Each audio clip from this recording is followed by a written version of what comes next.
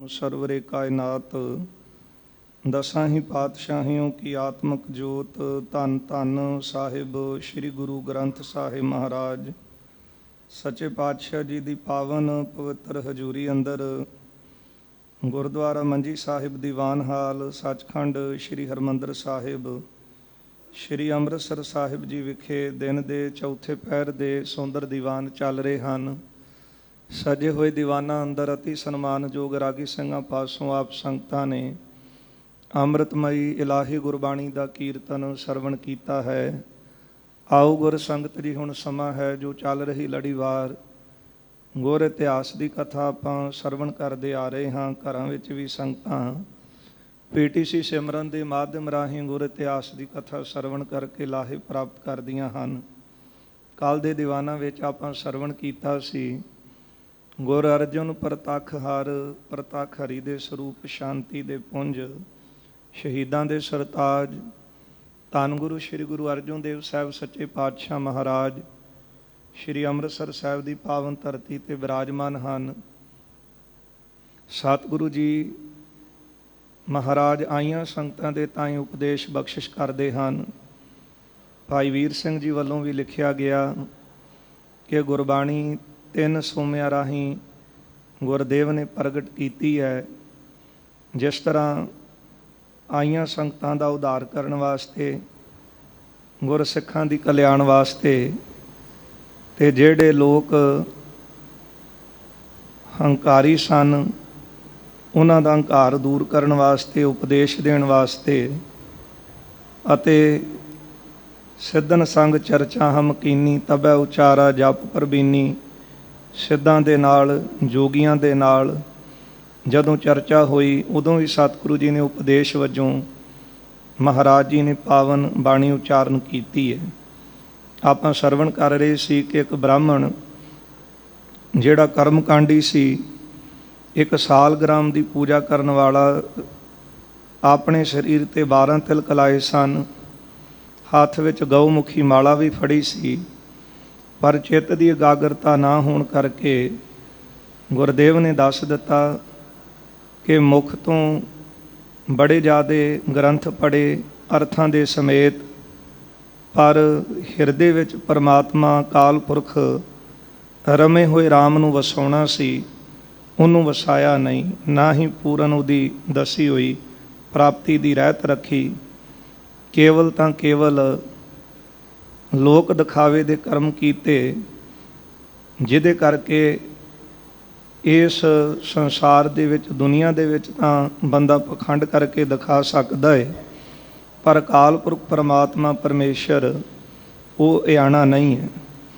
ਫਿਰ ਜਦੋਂ ਉਹਨੇ ਇਹ ਮਹਾਰਾਜ ਨੂੰ ਪ੍ਰਸ਼ਨ ਕੀਤਾ ਕਿ ਤੁਸੀਂ ਸਾਲਗ੍ਰਾਮ ਨੂੰ ਇਹਦਾ ਸਤਿਕਾਰ ਕਿਉਂ ਨਹੀਂ ਰੱਖਿਆ, ਇਹਨੂੰ ਹੀ ਅਦਬ ਦੇ ਨਾਲ ਇਹਦੇ ਕੋਲ ਖਲੋਂਦੇ, ਜਿਸ ਤਰ੍ਹਾਂ ਮੈਂ ਨਮਸਕਾਰਾਂ ਕਰਦਾ ਤੁਹਾਡੇ ਸਿੱਖਾਂ ਨੂੰ ਵੀ ਚਾਹੀਦਾ ਸੀ। ਤੇ ਗੁਰਦੇਵ ਨੇ ਆਸਾ ਰਾਗ ਦੇ ਵਿੱਚ ਪਾਵਨ ਸ਼ਬਦ ਉਚਾਰਿਆ ਸੀ ਕਿ ਤੁਸੀਂ ਸਾਲਗ੍ਰਾਮ ਜਿਹਨੂੰ ਤੁਸੀਂ ਕਹਿੰਦੇ ਹੋ ਕਿ ਪਰਮਾਤਮਾ ਹੈ, ਰੱਬ ਕਰਕੇ ਪੂਜਦੇ ਹੋ, ਸਾਡੇ ਲਈ ਸਾਡਾ ਠਾਕੁਰ ਬਹੁਤ ਵੱਡਾ ਹੈ, ਇਹ ਸਾਰਾ ਬ੍ਰਹਿਮੰਡ ਹੀ ਸਾਲਗ੍ਰਾਮ ਹੈ। ਤਿੰਨਾਂ ਲੋਕਾਂ ਦੇ ਵਿੱਚ ਉਹ ਪਰਮਾਤਮਾ ਵਾਹਿਗੁਰੂ ਹਰੇਕ ਥਾਂ ਦੇ ਉੱਤੇ ਮੌਜੂਦ ਹੈ, ਹਰੇਕ ਦੇ ਹਿਰਦੇ ਵਿੱਚ ਉਹਦਾ ਨਿਵਾਸ ਹੈ। ਹਰੇਕ ਮਨੁੱਖ ਪ੍ਰਾਣੀ ਦਾ ਹਿਰਦਾ ਜਿਹੜਾ ਹੈ ਉਹ ਪਰਮਾਤਮਾ ਦਾ ਉਸ ਸੰਦੂਕ ਦੇ ਵਿੱਚ ਬਿਰਾਜਮਾਨ ਹੈ। ਘਟ ਘਟ ਮੈਂ ਹਰ ਜੂ ਬਸੈ ਸੰਤਨ ਕਹਿਓ ਪੁਕਾਰ, ਹਰੇਕ ਮਤ ਵਾਲੇ ਸੰਤ ਜਨ ਇਹੋ ਹੀ ਪੁਕਾਰ ਕੇ ਕਹਿੰਦੇ ਨੇ ਕਿ ਹਰੀ ਪਰਮਾਤਮਾ ਵਾਹਿਗੁਰੂ ਅਕਾਲ ਪੁਰਖ ਖੁਦਾ ਹਰੇਕ ਥਾਂ ਦੇ ਉੱਤੇ ਮੌਜੂਦ ਹੈ। ਆਰਾਮ ਦਾ ਵੀ ਅਰਥ ਇਹੋ ਹੀ ਕਿ ਰਮਿਆ ਹੋਇਆ ਸਾਰੀਆਂ ਥਾਵਾਂ ਦੇ ਵਿੱਚ ਹੈ, ਅਤੇ ਖੁਦਾ ਦਾ ਵੀ ਅਰਥ ਇਹੋ ਹੈ ਕਿ ਖੁਦ ਆਇਆ ਹੋਇਆ। ਫਿਰ ਫਰਕ ਕਿੱਥੇ ਹੋਇਆ? ਤਾਈਓ ਤਾਂ ਭਾਈ ਗੁਰਦਾਸ ਜੀ ਨੇ ਕਿਹਾ ਸੀ, ਰਾਮ ਰਹੀਮ ਕਹਾਏਂਦੇ ਇੱਕ ਨਾਮ ਦੋਏ ਰਾਹ ਭੁਲਾਣੇ। ਬੰਦਾ ਰੱਬ ਨੂੰ ਭੁੱਲ ਕੇ, ਗਿਆਨ ਨੂੰ ਭੁੱਲ ਕੇ ਇੱਕ ਦੂਜੇ ਨਾਲ ਈਰਖਾ ਪਿਆ ਕਰਦਾ ਸੀ। ਰਾਮ ਵੀ ਪਰਮੇਸ਼ਰ ਦਾ ਨਾਮ ਹੈ ਅਤੇ ਰਹੀਮ ਵੀ ਉਹਦਾ ਹੀ ਨਾਮ ਹੈ। ਗੁਣਾ ਕਰਕੇ ਉਹਦੇ ਨਾਮ ਪਏ ਨੇ, ਤੇਰੇ ਨਾਮ ਅਨੇਕਾਂ ਰੂਪ ਅਨੰਤਾ, ਕਹਿਣ ਨਾ ਜਾਈ ਤੇਰੇ ਗੁਣ ਕੇਤੇ। ਰਾਮ ਦਾ ਅਰਥ ਹੈ ਕਿ ਉਹ ਰਮਿਆ ਹੋਇਆ ਸਾਰਿਆਂ ਵਿੱਚ ਹੈ। ਰਹੀਮ ਦਾ ਅਰਥ ਹੈ ਕਿ ਉਹ ਰਹਿਮ ਦਿਲ ਹੈ ਦੋਨੋਂ ਹੀ ਨਾਮ ਪਰਮਾਤਮਾ ਦੇ ਨੇ, ਪਰ ਅਗਿਆਨਤਾ ਵਸ ਹੋ ਕੇ ਮਨੁੱਖ ਇੱਕ ਦੂਜੇ ਨਾਲ ਝਗੜਾ ਕਰਦਾ ਹੈ। ਇਸ ਲਈ ਰਾਮ ਦਾ ਵੀ ਅਰਥ ਇਹ ਹੈ ਕਿ ਰਮਿਆ ਹੋਇਆ, ਅਤੇ ਖੁਦਾ ਦਾ ਅਰਥ ਹੈ ਖੁਦ ਆਇਆ ਹੋਇਆ। ਫਿਰ ਝਗੜਾ ਕਿਸ ਗੱਲ ਦਾ ਹੈ ਜੀ? ਇਸ ਕਰਕੇ ਗੁਰੂ ਸਾਹਿਬ ਮਹਾਰਾਜ ਜੀ ਨੇ ਉਪਦੇਸ਼ ਦਿੱਤਾ ਹੈ ਕਿ ਤੁਸੀਂ ਠਾਕੁਰ ਨੂੰ, ਪਰਮਾਤਮਾ ਨੂੰ ਇੰਨਾ ਛੋਟਾ ਕਿਉਂ ਦੱਸ ਰਹੇ ਹੋ? ਇਹ ਤਾਂ ਇਸ ਤਰ੍ਹਾਂ ਹੋਇਆ ਕਿ ਜਿਸ ਤਰ੍ਹਾਂ ਕਿਸੇ ਸੁਲਤਾਨ ਨੂੰ ਕੋਈ ਮੀਆਂ ਕਹਿ ਕੇ ਸੱਦੇ ਤੇ ਉਹਦਾ ਕਿੰਨਾ ਕੁ ਸਤਿਕਾਰ ਹੁੰਦਾ ਹੈ। ਆਪਾਂ ਪਾਵਨ ਬਚਨ ਬਾਣੀ 'ਚ ਪੜ੍ਹਦੇ ਹਾਂ ਨਾ, ਤੂੰ ਸੁਲਤਾਨ ਕਹਾਂ ਹੋ ਮੀਆਂ, ਭਾਵ ਕਿ ਤੂੰ ਬਹੁਤ ਵੱਡਾ ਹੈ ਅਤੇ ਮੈਂ ਬਹੁਤ ਛੋਟਾ। ਅਤੇ ਇੰਨੇ ਵੱਡੇ ਪਰਮਾਤਮਾ ਨੂੰ, ਜਿਹੜਾ ਸਮੁੱਚੇ ਬ੍ਰਹਿਮੰਡ ਨੂੰ ਰਚਣ ਵਾਲਾ ਹੈ, ਕਰੋੜਾਂ ਬ੍ਰਹਮਿਆਂ ਨੂੰ ਸਾਜਣ ਵਾਲਾ ਹੈ, ਅਤੇ ਫਿਰ ਉਹਨੂੰ ਇੱਕ ਛੋਟਾ ਜਿਹਾ ਸਾਲਗ੍ਰਾਮ ਪੱਥਰ ਕਰਕੇ ਦੱਸੋ, ਗੱਲ ਬਣਦੀ ਨਹੀਂ। ਮਹਾਰਾਜ ਜੀ ਨੇ ਉਪਦੇਸ਼ ਦਿੱਤਾ, 2 ਸ਼ਬਦ ਉਚਾਰੇ। ਫਿਰ ਅੱਗੋਂ ਕਹਿਣ ਲੱਗਾ, ਮਹਾਰਾਜ ਤੁਹਾਡਾ ਉਪਦੇਸ਼ ਆਮ ਲੋਕਾਂ ਦੀ ਬੋਲੀ, ਜਿਹੜੀ ਇਸ ਇਲਾਕੇ ਵਿੱਚ ਪੰਜਾਬੀ ਅਤੇ ਗੁਰੂ ਨਾਨਕ ਸਾਹਿਬ ਜੀ ਨੇ ਗੁਰਮੁਖੀ ਦੇ ਵਿੱਚ ਉਪਦੇਸ਼ ਦਿੱਤਾ ਹੈ, ਇਹ ਭਾਸ਼ਾ ਉਹ ਹੈ। ਅਤੇ ਗੁਰਦੇਵ ਕਹਿਣ ਲੱਗੇ, ਫਿਰ ਕਹਿੰਦਾ ਜੇ ਸੰਸਕ੍ਰਿਤ ਵਿੱਚ ਕੋਈ ਉਪਦੇਸ਼ ਦੇਵੇ ਅਸੀਂ ਉਹ ਉਪਦੇਸ਼ ਧਾਰਨ ਕਰਦੇ। ਅਤੇ ਮਹਾਰਾਜ ਕਹਿਣ ਲੱਗੇ ਕਿ ਜੇ ਸੰਸਕ੍ਰਿਤ ਦੇ ਵਿੱਚ ਕਿਸੇ ਨੂੰ ਕੋਈ ਮਾੜਾ ਉਪਦੇਸ਼ ਦਿੱਤਾ ਹੋਵੇ, ਕਿ ਉਹ ਕਲਿਆਣ ਕਰੇਗਾ ਜੀਵ ਦੀ? ਅਤੇ ਜੇ ਆਮ ਬੋਲੀ ਦੇ ਵਿੱਚ ਕਿਸੇ ਨੂੰ ਪਰਮਾਤਮਾ ਦੀ ਪ੍ਰਾਪਤੀ ਦਾ ਉਪਦੇਸ਼ ਦੇ ਦਈਏ, ਅਤੇ ਕੀ ਉਹ ਵੱਡਾ ਹੋਇਆ ਕਿ ਬੋਲੀ ਵੱਡੀ ਹੋਈ? ਇਹ ਤਾਂ ਇੰਝ ਕਹਿ ਲਓ ਕਿ ਜਿਸ ਤਰ੍ਹਾਂ ਸੋਨੇ ਦੇ ਬਰਤਨ ਵਿੱਚ ਜ਼ਹਿਰ ਪਾ ਕੇ ਪੀਵੇ ਬੰਦਾ ਤੇ ਉਹ ਮੌਤ ਹੀ ਹੋਵੇਗੀ ਨਾ, ਅਤੇ ਮਿੱਟੀ ਦੇ ਬਰਤਨ ਵਿੱਚ ਜੇ ਅੰਮ੍ਰਿਤ ਪਾ ਕੇ ਵਰਤਿਆ ਜਾਵੇ ਤੇ ਮ੍ਰਿਤੂ ਤੋਂ ਰਹਿਤ ਕਰ ਦਿੰਦਾ ਹੈ। ਇਸ ਲਈ ਭਾਂਡੇ ਦਾ ਕਸੂਰ ਨਹੀਂ, ਕਸੂਰ ਵਿੱਚ ਪਾਈ ਵਸਤੂ ਦਾ ਹੈ। ਇਸੇ ਤਰ੍ਹਾਂ ਕੋਈ ਬੋਲੀ ਇਕੱਲੀ ਕਲਿਆਣ ਕਰਨ ਵਾਲੀ ਨਹੀਂ ਹੈ, ਜਿਹੜਾ ਉਸ ਵਿੱਚ ਉਪਦੇਸ਼ ਦਿੱਤਾ ਹੋਇਆ ਉਹ ਮਹਾਨ ਹੁੰਦਾ ਹੈ। ਇਹ ਉਪਦੇਸ਼ ਸਤਿਗੁਰੂ ਜੀ ਦੇ ਰਹੇ ਨੇ। ਆਓ ਗੁਰ ਸੰਗਤ ਜੀ, ਉਪਦੇਸ਼ ਸਾਰਿਆਂ ਲਈ ਸਾਂਝਾ ਹੈ। ਮਨਾਂ ਦੇ ਵਿੱਚ ਜਿਹੜੇ ਸਾਡੇ ਭਰਮ ਸਨ, ਵਿਤਕਰੇ ਸਨ, ਉਹ ਦੂਰ ਗੁਰਦੇਵ ਨੇ ਕੀਤੇ ਨੇ। ਭੂਲੇ ਮਾਰਗ ਜਿਨਹਿ ਬਤਾਇਆ, ਐਸਾ ਗੁਰ ਵੱਡ ਭਾਗੀ ਪਾਇਆ। ਵੱਡਿਆਂ ਭਾਗਾਂ ਦੇ ਸਦਕਾ ਗੁਰ ਪਰਮੇਸ਼ਰ ਏਕੋ ਜਾਣ, ਪਰਮੇਸ਼ਰ ਦੇ ਸਰੂਪ ਗੁਰ ਅਰਜਨ ਪ੍ਰਤੱਖ ਹਰ, ਐਸੇ ਦੀਨ ਦਿਆਲ ਸਤਿਗੁਰੂ ਉਪਦੇਸ਼ ਬਖਸ਼ਿਸ਼ ਕਰ ਰਹੇ। ਇਹ ਉਪਦੇਸ਼ ਕਿੰਨਾ ਉੱਤਮ ਹੈ, ਕਿੰਨਾ ਕੀਮਤੀ ਹੈ। ਅਤੇ ਜਿਹੜਾ ਵੀ ਉਪਦੇਸ਼ ਨੂੰ ਸਰਵਣ ਕਰਦਾ ਹੈ ਨਾ, ਉਹਦਾ ਹਿਰਦਾ ਵੀ ਖੁਸ਼ਹਾਲ ਹੋ ਜਾਂਦਾ ਹੈ, ਖੁਸ਼ੀਆਂ ਨਾਲ ਭਰ ਜਾਂਦਾ ਹੈ। ਕਿਉਂਕਿ ਮਨੁੱਖ ਇੱਕ ਦੂਜੇ ਨਾਲ ਈਰਖਾ ਕਰਕੇ ਆਪਣੇ ਅੰਦਰ ਨੂੰ ਸਾੜ ਰਿਹਾ ਹੈ, ਫਿਰ ਦੁਖੀ ਹੁੰਦਾ ਹੈ। ਅਤੇ ਜਦੋਂ ਇਹ ਦਿਸ ਪਵੇ ਕਿ ਸਾਰਿਆਂ ਵਿੱਚ ਜੋਤ ਹੀ ਉਸ ਦੀ, ਅਤੇ ਫਿਰ ਕਿੰਨਾ ਸੋਹਣਾ ਇਹ ਸੰਸਾਰ ਲੱਗੇਗਾ। ਫਿਰ ਕਿਸੇ ਨਾਲ ਈਰਖਾ, ਕੋਈ ਵੈਰ ਵਿਰੋਧ ਨਹੀਂ। ਇਹ ਉਪਦੇਸ਼ ਸਤਿਗੁਰਾਂ ਨੇ ਦਿੱਤਾ ਹੈ। ਆਓ ਆਉਣ ਵਾਲਾ ਪ੍ਰਸੰਗ ਸਰਵਣ ਕਰਕੇ ਲਾਹੇ ਪ੍ਰਾਪਤ ਕਰੀਏ। ਸਾਰੀ ਹੀ ਸੰਗਤ ਪਿਆਰ ਸਤਿਕਾਰ ਸਹਿਤ ਦਿਓ ਅਸੀਸ। ਰਸਨਾ ਪਿਆਰ ਸਤਿਕਾਰ ਸਹਿਤ ਰਸਨਾ ਦੇ ਨਾਲ ਉਚਾਰਨ ਕਰੋ ਜੀ। ਸਤਨਾਮ ਸ੍ਰੀ ਵਾਹਿਗੁਰੂ ਸਾਹਿਬ ਜੀ। ਸਤਨਾਮ ਸ੍ਰੀ ਵਾਹਿਗੁਰੂ ਸਾਹਿਬ ਜੀ। ਅਬ ਭਾਖਾ ਕੀ ਬਾਤ ਸੁਣਾ। ਸਤਿਗੁਰੂ ਗੁਰੂ ਅਰਜਨ ਦੇਵ ਸਾਹਿਬ ਸੱਚੇ ਪਾਤਸ਼ਾਹ ਜੀ ਉਪਦੇਸ਼ ਦਿੰਦੇ ਹਨ ਕਿ ਹੁਣ ਇਹ ਪੰਡਿਤ ਜੀ, ਜਿਹੜੀ ਆਮ ਲੋਕਾਂ ਦੀ ਭਾਸ਼ਾ ਹੈ, ਜਿਹਦੇ ਨਾਲ ਤੁਸੀਂ ਨਫ਼ਰਤ ਕਰਦੇ ਹੋ ਨਾ, ਉਹ ਉਸ ਦੀ ਵਿਚਾਰ ਅੱਗੇ ਸੁਣਨੀ ਕਰੋ। ਸਰਬ ਜਾਤ ਅਧਿਕਾਰ। ਇਹ ਜਿਹੜੀ ਆਮ ਲੋਕਾਂ ਦੀ ਭਾਸ਼ਾ ਹੈ, ਇਸ ਵਿੱਚ ਹਰੇਕ ਜਾਤੀ ਵਾਲਾ ਮਨੁੱਖ ਉਪਦੇਸ਼ ਲੈ ਸਕਦਾ ਹੈ। ਕਿਉਂਕਿ ਸੰਸਕ੍ਰਿਤ ਦੇ ਵਿੱਚ ਤੇ ਵਿਤਕਰਾ ਰੱਖਦੇ ਹੋ ਕਿ ਬ੍ਰਾਹਮਣ ਹੀ ਪੜ੍ਹ ਸਕਦਾ ਹੈ, ਹੋਰ ਕਿਸੇ ਨੂੰ ਅਧਿਕਾਰ ਨਹੀਂ। ਪਰ ਆਮ ਲੋਕਾਂ ਦੀ ਬੋਲੀ ਦੇ ਵਿੱਚ ਸਾਰੀਆਂ ਜਾਤੀਆਂ ਵਾਲਿਆਂ ਨੂੰ ਉਪਦੇਸ਼ ਦਿੱਤਾ ਜਾਂਦਾ ਹੈ। ਲਗ ਦੀਰਘ ਬੁੱਧ ਸਭ ਸੁਣੈ। ਭਾਵੇਂ ਕਿਸੇ ਦੀ ਛੋਟੀ ਬੁੱਧੀ ਹੋਵੇ, ਭਾਵੇਂ ਵੱਡੀ ਬੁੱਧੀ ਹੋਵੇ, ਭਾਵੇਂ ਕੋਈ ਇੰਨਾ ਗਿਆਨਵਾਨ ਨਹੀਂ ਹੈ ਤੇ ਭਾਵੇਂ ਕੋਈ ਗਿਆਨਵਾਨ ਹੈ, ਸਾਰੇ ਹੀ ਇਸ ਬੋਲੀ ਦੇ ਵਿੱਚ ਉਪਦੇਸ਼ ਨੂੰ ਸੁਣਦੇ ਹਨ। ਸਮਝੈ ਸਾਰੇ ਅਸਾਰ।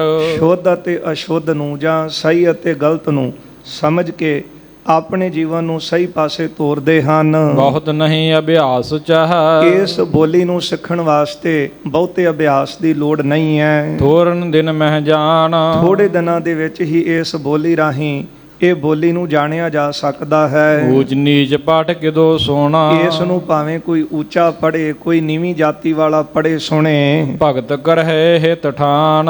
ਹਿਤ ਧਾਰ ਕੇ, ਪ੍ਰੇਮ ਧਾਰ ਕੇ ਉਹ ਭਗਤੀ ਕਰਨ ਲੱਗਦਾ ਹੈ। ਸਭ ਪਾਵੈ ਕਲਿਆਣ ਕੋ। ਜਿਹੜਾ ਵੀ ਇਸ ਬਾਣੀ ਦੀ ਵਿਚਾਰ ਨੂੰ ਸੁਣੇਗਾ, ਪੜ੍ਹੇਗਾ, ਫਿਰ ਮਹਾਰਾਜ ਕਹਿੰਦੇ ਕਿ ਉਸ ਦੀ ਕਲਿਆਣ ਉਹਨੂੰ ਪ੍ਰਾਪਤ ਹੋਵੇਗੀ, ਉਹਦਾ ਉਧਾਰ ਹੋਵੇਗਾ। ਜਾਤ ਸਨਾਤ ਅਨੇਕ।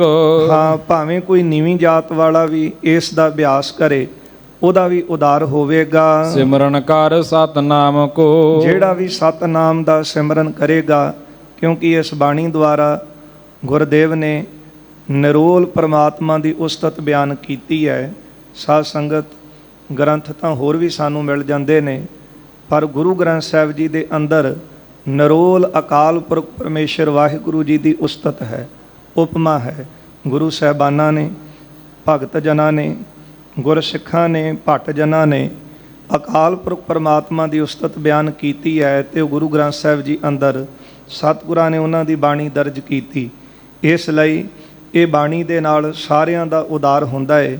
ਮੁਕਤੀ ਦਾ ਦਰਵਾਜ਼ਾ ਇਹ ਬਾਣੀ ਖੋਲ੍ਹਦੀ ਹੈ, ਭਾਵੇਂ ਉੱਚ ਜਾਤੀ ਦਾ, ਭਾਵੇਂ ਨੀਵੀਂ ਜਾਤੀ ਦਾ, ਕਿਸੇ ਨਾਲ ਸੰਬੰਧ ਰੱਖਦਾ ਹੋਵੇ। ਸਾਰ ਅਸਾਰ ਵਿਵੇਕ।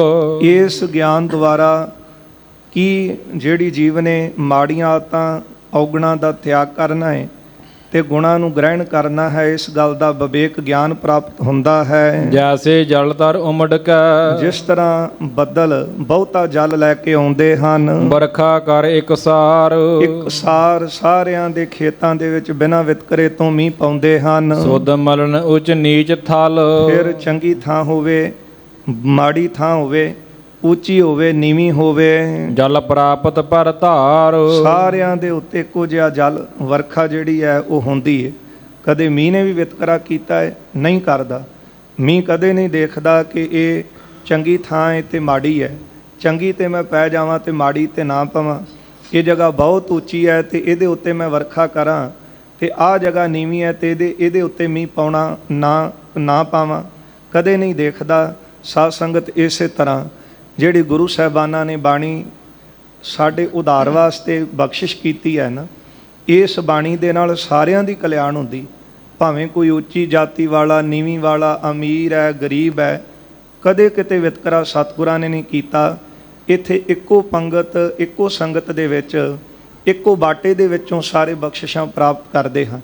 ਇਹ ਗੁਰੂ ਗਰੀਬ ਨਿਵਾਜ ਸਤਿਗੁਰਾਂ ਦਾ ਬਿਰਧ ਹੈ, ਪਰ ਵਡਭਾਗੇ ਇਸ ਦਰ ਤੋਂ ਲਾਹੇ ਪ੍ਰਾਪਤ ਕਰਦੇ ਹਨ। ਸਤਿਗੁਰੂ ਜੀ ਕਹਿੰਦੇ ਉੱਚੀ ਨੀਵੀਂ ਥਾਂ ਤੇ ਸਾਰਿਆਂ ਦੇ ਉੱਤੇ ਮੀਂਹ ਪੈਂਦਾ ਹੈ। ਪਸ ਪੰਖੇ ਸਭ ਥਲ ਵਿਖੈ। ਫਿਰ ਭਾਵੇਂ ਜਿੱਥੇ ਪਸ਼ੂ ਹੋਣ, ਪੰਛੀ ਹੋਣ, ਸਾਰੀਆਂ ਥਾਵਾਂ ਤੇ ਸੁਖ ਪਾਇਓ ਸਭ ਜੀਵ। ਸਾਰੇ ਜੀਵ ਸੁਖ ਪਾਉਂਦੇ ਨੇ ਨਾ ਜਦੋਂ ਮੀਂਹ ਪੈਂਦਾ ਹੈ।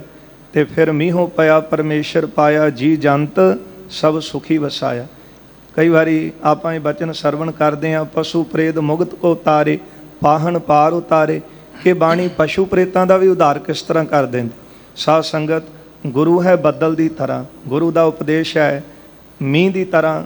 ਜਿਸ ਤਰ੍ਹਾਂ ਮੀਂਹ ਕਦੇ ਵਿਤਕਰਾ ਨਹੀਂ ਕਰਦਾ, ਜਿੱਥੇ ਜੀਵਾਂ ਨੂੰ ਸੁੱਖ ਦਿੰਦਾ ਹੈ, ਉੱਥੇ ਜਿਹੜੇ ਪਸ਼ੂ ਪੰਛੀ ਨੇ ਉਹ ਵੀ ਜਦੋਂ ਮੀਂਹ ਪੈਂਦਾ ਹੈ ਤੇ ਸੁਖੀ ਹੋ ਜਾਂਦੇ ਨੇ। ਨਾਨਕ ਸਾਵਣ ਜੇ ਵਸੈ, ਚਹੋ ਉਹ ਮਾਹਾ ਹੋਏ, ਨਾਗਾਂ ਮਿਰਗਾਂ ਮੱਛੀਆਂ ਰਸੀਆਂ ਘਰ ਤਨ ਹੋਏ। ਇਸੇ ਤਰ੍ਹਾਂ ਜਦੋਂ ਗੁਰੂ ਬੱਦਲ ਦੀ ਤਰ੍ਹਾਂ ਮੀਂਹ ਦੀ ਵਰਖਾ ਕਰਦੇ ਨੇ ਨਾ, ਆ ਉਪਦੇਸ਼ ਤਾਂ ਗੁਰੂ ਸਾਹਿਬ ਦਾ ਆਪਾਂ ਸਰਵਣ ਕਰ ਰਹੇ ਹਾਂ। ਜਿੱਥੇ ਆਮ ਮਨੁੱਖ ਜਿਹੜੇ ਨੇ ਉਹ ਉੱਚ ਦਰਜੇ ਦੀ ਬੁੱਧੀ ਪ੍ਰਾਪਤ ਕਰ ਲੈਂਦੇ ਨੇ, ਉੱਥੇ ਜਿਹੜੇ ਜੀਵ ਨੇ, ਪਸ਼ੂ ਪੰਛੀ ਨੇ, ਉਹਨਾਂ ਦਾ ਵੀ ਬਾਣੀ ਉਧਾਰ ਕਰਦੀ। ਤੇ ਕਈ ਸਥਾਨਾਂ ਤੇ ਆਪਾਂ ਉਹ ਜੀਵ ਵੀ ਦੇਖੇ ਨੇ, ਜਿਹੜੇ ਜੀਵ ਜਿਨ੍ਹਾਂ ਨੂੰ ਆਪਾਂ ਕਹਿੰਦੇ ਹਾਂ ਕਿ ਇਹਨਾਂ ਨੂੰ ਸੋਝੀ ਕੋਈ ਨਹੀਂ, ਇਹ ਬੇਸੁੱਧ ਹਨ, ਇਹਨਾਂ ਨੂੰ ਕੀ ਪਤਾ ਚੰਗੇ ਮਾੜੇ ਦਾ, ਪਰ ਉਹਨਾਂ ਦਾ ਵੀ ਉਦਾਰ ਸਤਿਗੁਰਾਂ ਦੇ ਉਪਦੇਸ਼ ਨੇ ਕੀਤਾ। ਜਿਸ ਤਰ੍ਹਾਂ ਗੁਰੂ ਅਰਜਨ ਦੇਵ ਸਾਹਿਬ ਜੀ ਦੇ ਕੋਲ ਪਿਸਤਾ ਨਾਮ ਦਾ ਕੂਕਰ ਸੀ। ਜਦੋਂ ਬਾਬੇ ਪ੍ਰਿਥੀ ਚੰਦ ਨੇ ਜ਼ਹਿਰ ਦੇ ਕੇ ਭੇਜਿਆ ਸੀ ਖਡਾਵੇ ਹੱਥ, ਤੇ ਮਹਾਰਾਜ ਜੀ ਨੇ ਉਸ ਵੇਲੇ ਕੂਕਰ ਨੂੰ ਇਸ਼ਾਰਾ ਕਰਕੇ ਕਿਹਾ ਸੀ ਕਿ ਤੂੰ ਖਾ, ਤੇਰਾ ਉਧਾਰ ਹੋਵੇਗਾ।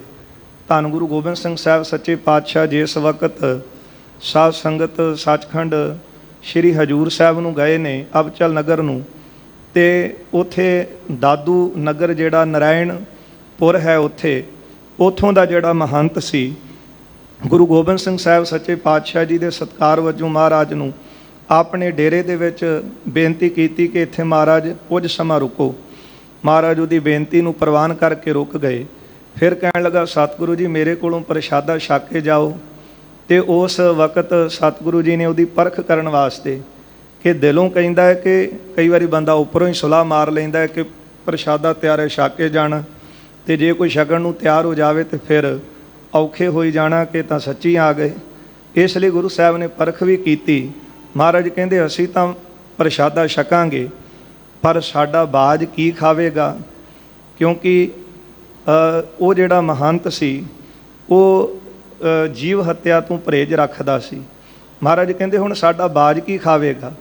ਤੇ ਉਸ ਮਹੰਤ ਨੇ ਫਿਰ ਸਤਿਗੁਰਾਂ ਨੂੰ ਕਿਹਾ ਮਹਾਰਾਜ ਜਿਹੜਾ ਤੁਹਾਡੀ ਸ਼ਰਨ ਦੇ ਵਿੱਚ ਆਇਆ ਕੋਈ ਆਮ ਬਾਜ ਨਹੀਂ ਹੈ, ਕਿਉਂਕਿ ਤੁਹਾਡੀ ਸ਼ਰਨ ਦੇ ਵਿੱਚ ਆਉਣਾ ਬਹੁਤ ਵੱਡਿਆਂ ਭਾਗਾਂ ਦੀ ਨਿਸ਼ਾਨੀ ਹੁੰਦੀ ਹੈ। ਤੇ ਜਿਹੜਾ ਬਾਜ ਤੁਹਾਡੇ ਕੋਲ ਹੈ ਇਹ ਮੈਨੂੰ ਪਤਾ ਹੈ ਆਮ ਬਾਜ ਨਹੀਂ। ਫਿਰ ਉਹਨੇ ਕੋਲ ਜਾ ਕੇ ਹੱਥ ਜੋੜ ਕੇ ਬੇਨਤੀ ਕੀਤੀ ਸੀ ਬਾਜ ਨੂੰ ਹੀ, ਕਹਿਣ ਲੱਗਾ ਅੱਜ ਮੇਰੀ ਲਾਜ ਰੱਖ ਲਈ, ਮੈਂ ਜੀਵ ਹੱਤਿਆ ਨਹੀਂ ਕਰਦਾ, ਤੈਨੂੰ ਮਾਸ ਦਾ ਭੋਜਨ ਛਕਾ ਨਹੀਂ ਸਕਦਾ, ਮੇਰੇ ਕੋਲ ਤਾਂ ਗਰੀਬ ਕੋਲ ਬਾਜਰਾ ਹੀ ਹੈ ਛਕਾਉਣ ਵਾਸਤੇ। ਉਸ ਵੇਲੇ ਜਿੱਥੇ ਸਾਰੇ ਸਿੰਘਾਂ ਨੇ ਭੋਜਨ ਛਕਿਆ ਉੱਥੇ ਬਾਜ ਨੇ ਬੇਨਤੀ ਨੂੰ ਮੰਨਦੇ ਜਿਹੜਾ ਬਾਜ ਖਾਂਦਾ ਹੀ ਮਾਸ ਹੈ ਉਸ ਬਾਜ ਨੇ ਉਸ ਮਹੰਤ ਪਾਸੋਂ ਬਾਜਰਾ ਖਾ ਕੇ ਉਹਦੀ ਲਾਜ ਰੱਖ ਲਈ, ਉਹਦੀ ਬੇਨਤੀ ਪ੍ਰਵਾਨ ਕਰ ਲਈ। ਇਉਂ ਗੁਰੂ ਕਲਗੀਧਰ ਸਾਹਿਬ ਸੱਚੇ ਪਾਤਸ਼ਾਹ ਜੀ ਨੇ ਆਪ ਰਹਿਮਤਾਂ ਵਰਤਾਈਆਂ, ਉਹਦੀ ਬੇਨਤੀ ਨੂੰ ਪ੍ਰਵਾਨ ਕੀਤਾ।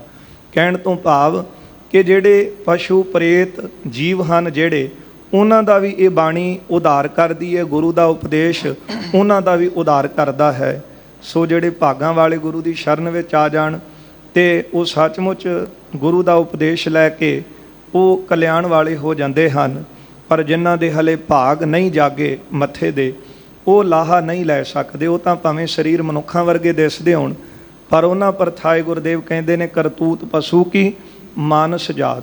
ਸਰੀਰ ਤਾਂ ਮਨੁੱਖਾਂ ਵਾਲੇ ਦਿਸਦੇ ਨੇ ਪਰ ਬਿਰਤੀ ਸੋਚ ਪਸ਼ੂਆਂ ਵਾਲੀ ਹੋਣ ਕਰਕੇ ਉਹ ਲਾਹਾ ਨਹੀਂ ਲੈਂਦੇ। ਜਦੋਂ ਕਈ ਵਾਰੀ ਬਾਣੀ ਦਾ ਪ੍ਰਵਾਹ ਚੱਲਦਾ ਕਹਿੰਦੇ ਜੀ ਇਹ ਤਾਂ ਵਿਹਲੇ ਲੋਕਾਂ ਦਾ ਕੰਮ ਹੈ, ਸੰਗਤ ਵਿੱਚ ਜਾਣਾ, ਕਥਾ ਕੀਰਤਨ ਸੁਣਨਾ, ਆ ਤੁਸੀਂ ਅੰਮ੍ਰਿਤ ਵੇਲੇ ਉੱਠ ਕੱਢਦੇ ਹੋ, ਤੁਸੀਂ ਤਾਂ ਵਿਹਲੇ ਹੋ ਤੇ ਸਾਡੇ ਕੋਲ ਤਾਂ ਸਮਾਂ ਹੀ ਨਹੀਂ। ਭਾਵੇਂ ਗੱਲਾਂ ਕਰਦੇ ਹਾਂ 5-5 ਘੰਟੇ ਬਤੀਤ ਕਰ ਦੇਣ ਉਦੋਂ ਕੋਈ ਗੱਲ ਨਹੀਂ। ਉਹਨਾਂ ਪ੍ਰਥਾਏ ਗੁਰਦੇਵ ਕਹਿੰਦੇ ਨੇ ਹੇ ਜਿਹਬੇ ਹੇ ਰਸਗੇ ਮਦਰ ਪ੍ਰੇ ਤੋਯੰ ਸਤ ਹਤੰ। ਐ ਜੀਬਾ ਰਸ ਲੈਣ ਵੇਲੇ ਮਿੱਠੀਆਂ ਗੱਲਾਂ ਕਰਨ ਵੇਲੇ ਤੂੰ ਜਿਉਂਦੀ ਹੋ ਜਾਂਦੀ ਹੈ ਪਰ ਜਦੋਂ ਤੈਨੂੰ ਸਿਮਰਨ ਕਰਨਾ ਪੈਂਦਾ ਤੇਰੀ ਮੌਤ ਹੋ ਜਾਂਦੀ। ਇਹ ਹਾਲਤ ਹੈ ਬੰਦੇ ਦੀ, ਕਿਉਂਕਿ ਆਖਣ ਔਖਾ ਸਾਚਾ ਨਾ। ਸਤਿਗੁਰੂ ਗੁਰੂ ਅਰਜਨ ਦੇਵ ਸਾਹਿਬ ਸੱਚੇ ਪਾਤਸ਼ਾਹ ਜੀ ਕਹਿੰਦੇ ਨੇ ਇਸ ਬਾਣੀ ਰਾਹੀਂ ਪਸ਼ੂ ਪ੍ਰੇਤਾਂ ਦਾ ਵੀ ਉਧਾਰ ਹੁੰਦਾ ਹੈ। ਬਣ ਤ੍ਰਿਣ ਹਰਿਆਵਲ ਭਏ। ਫਿਰ ਬਣ ਤਿੰਨ ਹਰਿਆਵਲ ਭਏ। ਜਿਸ ਤਰ੍ਹਾਂ ਪਾਣੀ ਬਦਲਦਾ ਜੰਗਲਾਂ ਨੂੰ ਇਸੇ ਤਰ੍ਹਾਂ ਮਾਰੂਥਲਾਂ ਨੂੰ ਵੀ ਉਹਨਾਂ ਵਿੱਚ ਵੀ ਉਪਜਾਊ ਸ਼ਕਤੀ ਉਹਨਾਂ ਨੂੰ ਦਿੰਦਾ ਹੈ। ਤਪਤ ਮਿਟੀ ਹਿਤ ਥੀਵ। ਤਪਸ਼ ਦੂਰ ਹੋ ਜਾਂਦੀ ਹੈ ਤੇ ਮੀਂਹ ਪੈਣ ਦੇ ਨਾਲ ਸਾਰੇ ਸੁਖੀ ਵਸਦੇ ਹਨ। ਗੁਰ ਗ੍ਰਾਮਣ ਖੇਤਨ ਬਿਖਾ। ਭਾਵੇਂ ਛੋਟੇ ਪਿੰਡ ਹਨ ਭਾਵੇਂ ਵੱਡੇ ਨਗਰ ਹਨ, ਸਾਰਿਆਂ ਦੇ ਖੇਤਾਂ ਵਿੱਚ ਸਭ ਪਰ ਮੁਦਤ ਇਕਸਾਰ। ਸਾਰਿਆਂ ਦੇ ਘਰ ਇੱਕ ਜਿਹੀ ਖੁਸ਼ੀ ਆਉਂਦੀ ਹੈ ਕਦੋਂ? ਜਦੋਂ ਬੱਦਲ ਮੀਂਹ ਪਾਉਂਦੇ ਨੇ। ਇਸੇ ਤਰ੍ਹਾਂ ਗੁਰੂ ਕੀ ਬਾਣੀ ਗੁਰੂ ਦਾ ਉਪਦੇਸ਼ ਹੈ। ਛੋਟੇ ਪਿੰਡ ਵੱਡੇ ਪਿੰਡ, ਕਿਸੇ ਗਰੀਬ ਦਾ ਘਰ ਕਿਸੇ ਅਮੀਰ ਦਾ ਘਰ, ਗੁਰੂ ਨਾਨਕ ਸਾਹਿਬ ਨੇ ਬੜੀਆਂ ਬਖਸ਼ਿਸ਼ਾਂ ਕੀਤੀਆਂ। ਜਿੱਥੇ ਮਹਾਰਾਜ ਜੀ ਨੇ ਰਾਏ ਬੁਲਾਰ ਨੂੰ ਨਵਾਜਿਆ ਉੱਥੇ ਸਤਿਗੁਰਾਂ ਨੇ ਭਾਈ ਲਾਲੋ, ਜਿਹਦੇ ਘਰੇ ਕੋਈ ਨਹੀਂ ਸੀ ਜਾਂਦਾ, ਉਹ ਭਾਈ ਲਾਲੋ ਦੀ ਸ਼ਰਨ ਦੇ ਵਿੱਚ ਮਲਕ ਭਾਗੋ ਨੂੰ ਸਤਿਗੁਰਾਂ ਨੇ ਪਾਇਆ।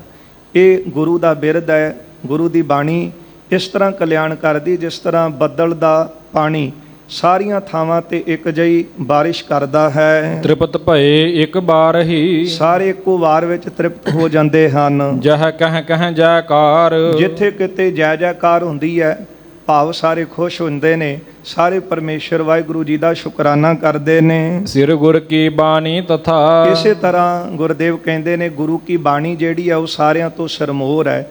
ਬਾਣੀਆਂ ਸਿਰ ਬਾਣੀ, ਸਾਰਿਆਂ ਤੋਂ ਸਰਮੋਰ ਗੁਰੂ ਦੀ ਬਾਣੀ ਹੈ। ਸਭ ਜਾਤਨ ਇੱਕ ਸਾਰ। ਸਾਰੀਆਂ ਜਾਤਾਂ ਵਾਲਿਆਂ ਨੂੰ ਇੱਕੋ ਸਾਰ ਹੀ। ਊਚ ਨੀਚ ਪਠ ਕਿਦੋ ਸੁਣ। ਭਾਵੇਂ ਕੋਈ ਉੱਚੀ ਜਾਤੀ ਵਾਲਾ ਹੈ ਭਾਵੇਂ ਕੋਈ ਨੀਵੀਂ ਵਾਲਾ ਹੈ, ਜਿਹੜਾ ਵੀ ਬਾਣੀ ਨੂੰ ਸੁਣੇਗਾ ਭਏ ਸ਼੍ਰੇय ਇੱਕ ਅਧਿਕਾਰ। ਸਾਰੇ ਜਿਹੜੇ ਹਨ ਉਹ ਮੁਕਤੀ ਦੇ ਅਧਿਕਾਰੀ ਬਣ ਜਾਂਦੇ ਨੇ। ਗੁਰੂ ਨਾਨਕ ਸਾਹਿਬ ਜੀ ਦਾ ਬਚਨ ਆਪਾਂ ਪੜ੍ਹਦੇ ਹਾਂ, ਜਾਤ ਕੁਲੀਨ ਸੇਵਕ ਜੇ ਹੋਏ ਤਾਕਾ ਕਹਿਣਾ ਕਹੋ ਨਾ ਕੋਏ, ਵਿੱਚ ਸਨਾਤੀ ਸੇਵਕ ਹੋਏ ਨਾਨਕ ਪਣੀਆਂ ਪਹਿਰੈ ਸੋਏ। ਮਹਾਰਾਜ ਕਹਿੰਦੇ ਉੱਚੀ ਜਾਤੀ ਵਾਲਾ ਭਗਤੀ ਕਰੇ ਉਹਦੀ ਤਾਂ ਕਿਆ ਬਾਤ ਹੈ, ਮਹਿਮਾ ਬਿਆਨ ਨਹੀਂ ਕੀਤੀ ਜਾ ਸਕਦੀ। ਪਰ ਵਿੱਚ ਸਨਾਤੀ ਸੇਵਕ ਹੋਏ, ਜੇ ਸਨਾਤੀ ਭਾਵ ਨੀਵੀਂ ਜਾਤ ਵਾਲਾ, ਜਿਹਨੂੰ ਸਮਾਜ ਕਹਿ ਰਿਹਾ ਸ਼ੂਦਰ ਹੈ, ਬੜੀ ਨੀਵੀਂ ਜਾਤ ਹੈ, ਇਹਦਾ ਭਾਂਡਾ ਵੀ ਵੱਖਰਾ ਰੱਖੋ, ਇਹ ਸਾਡੇ ਨਾਲ ਛੂਹ ਨਾ ਜਾਵੇ। ਜਾ ਕੀ ਛੋਤ ਜਗਤ ਕਉ ਲਾਗੈ। ਪਰ ਗੁਰੂ ਨਾਨਕ ਸਾਹਿਬ ਕਹਿੰਦੇ ਨੇ ਵਿੱਚ ਸਨਾਤੀ ਸੇਵਕ ਹੋਏ, ਨਾਨਕ ਪਣੀਆਂ ਪਹਿਰੈ ਸੋਏ।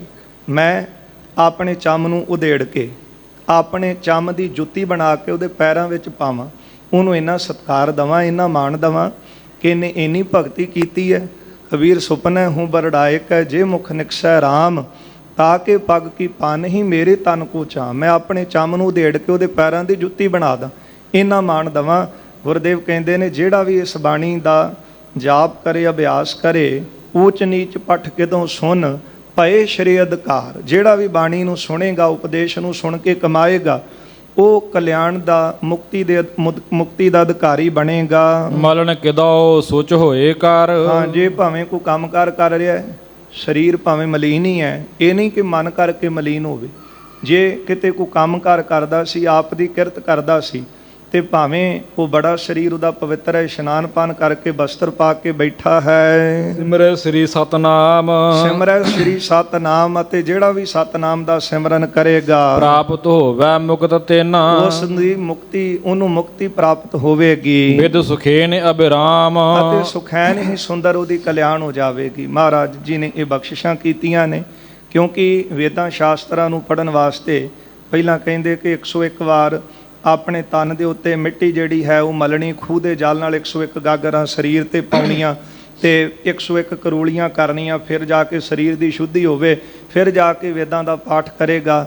ਪਰ ਇੱਥੇ ਗੁਰਦੇਵ ਕਹਿੰਦੇ ਭਾਵੇਂ ਕੋਈ ਹੱਥੀਂ ਕਿਰਤ ਕਰ ਰਿਹਾ, ਭਾਵੇਂ ਕੋਈ ਬੈਠਾ ਮਰੇ ਹੋਏ ਪਸ਼ੂਆਂ ਦਾ ਚੰਮ ਢੋ ਰਿਹਾ, ਭਾਵੇਂ ਕੋਈ ਜੁੱਤੀਆਂ ਗੰਢ ਰਿਹਾ ਹੈ, ਤੇ ਭਾਵੇਂ ਕੋਈ ਹੱਥਾਂ ਦੇ ਨਾਲ ਕਿਸੇ ਤਰ੍ਹਾਂ ਦੀ ਕਿਰਤ ਕਰ ਰਿਹਾ, ਲੋਕ ਕਹਿੰਦੇ ਨੇ ਕਿ ਸਰੀਰ ਕਰਕੇ ਬੜਾ ਮਲੀਨ ਹੋਇਆ ਪਿਆ, ਉਹ ਵੀ ਕਹਿ ਸਕਦਾ ਹੈ ਸਤਨਾਮ ਸ਼੍ਰੀ ਵਾਹਿਗੁਰੂ।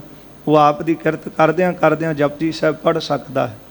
ਹਾਂ, ਠੀਕ ਹੈ ਕਿ ਸੁੱਚ ਪਵਿੱਤਰਤਾ ਦੀ ਲੋੜ ਹੈ। ਜਦੋਂ ਆਪਾਂ ਗੁਰੂ ਗ੍ਰੰਥ ਸਾਹਿਬ ਜੀ ਤਾਬਿਆ ਬੈਠਣਾ, ਹਜ਼ੂਰੀ ਵਿੱਚ ਬੈਠਣਾ ਹੈ, ਤੇ ਉਦੋਂ ਮਰਿਆਦਾ ਹੈ ਕਿ ਅੰਮ੍ਰਿਤ ਜਿਹੜਾ ਹੈ ਉਹ ਇਸ਼ਨਾਨ ਪਾਨ ਕਰਕੇ ਸਰੀਰ ਦੀ ਪਵਿੱਤਰਤਾ ਰੱਖਣੀ, ਬਸਤਰ ਸੁੱਚੇ ਪਾਉਣੇ, ਕਿਉਂਕਿ ਜਿੰਨੀ ਸੁੱਚ ਹੋਵੇ ਤਾਂ ਸੱਚ ਪਾਈ ਹੈ। ਇਹ ਤਾਂ ਆਪਣੇ ਵੱਲੋਂ ਸਤਿਕਾਰ ਹੈ, ਗੁਰੂ ਸਾਹਿਬ ਦਾ ਜਿੰਨਾ ਕਰ ਸਕੀ ਉਹਨਾਂ ਥੋੜ੍ਹਾ। ਪਰ ਜੇ ਕੋਈ ਸਿੱਖ ਕਿਰਤੀ ਹੈ, ਕੋਈ ਕਾਰੋਬਾਰ ਕਰ ਰਿਹਾ, ਕੰਮਕਾਰ ਕਰ ਰਿਹਾ ਹੈ, ਉਹਦੇ ਬਸਤਰ ਮਲੀਨ ਵੀ ਨੇ, ਪਰ ਉਹ ਆਪ ਦਾ ਨੇਮ ਨਿਭਾ ਸਕਦਾ ਹੈ।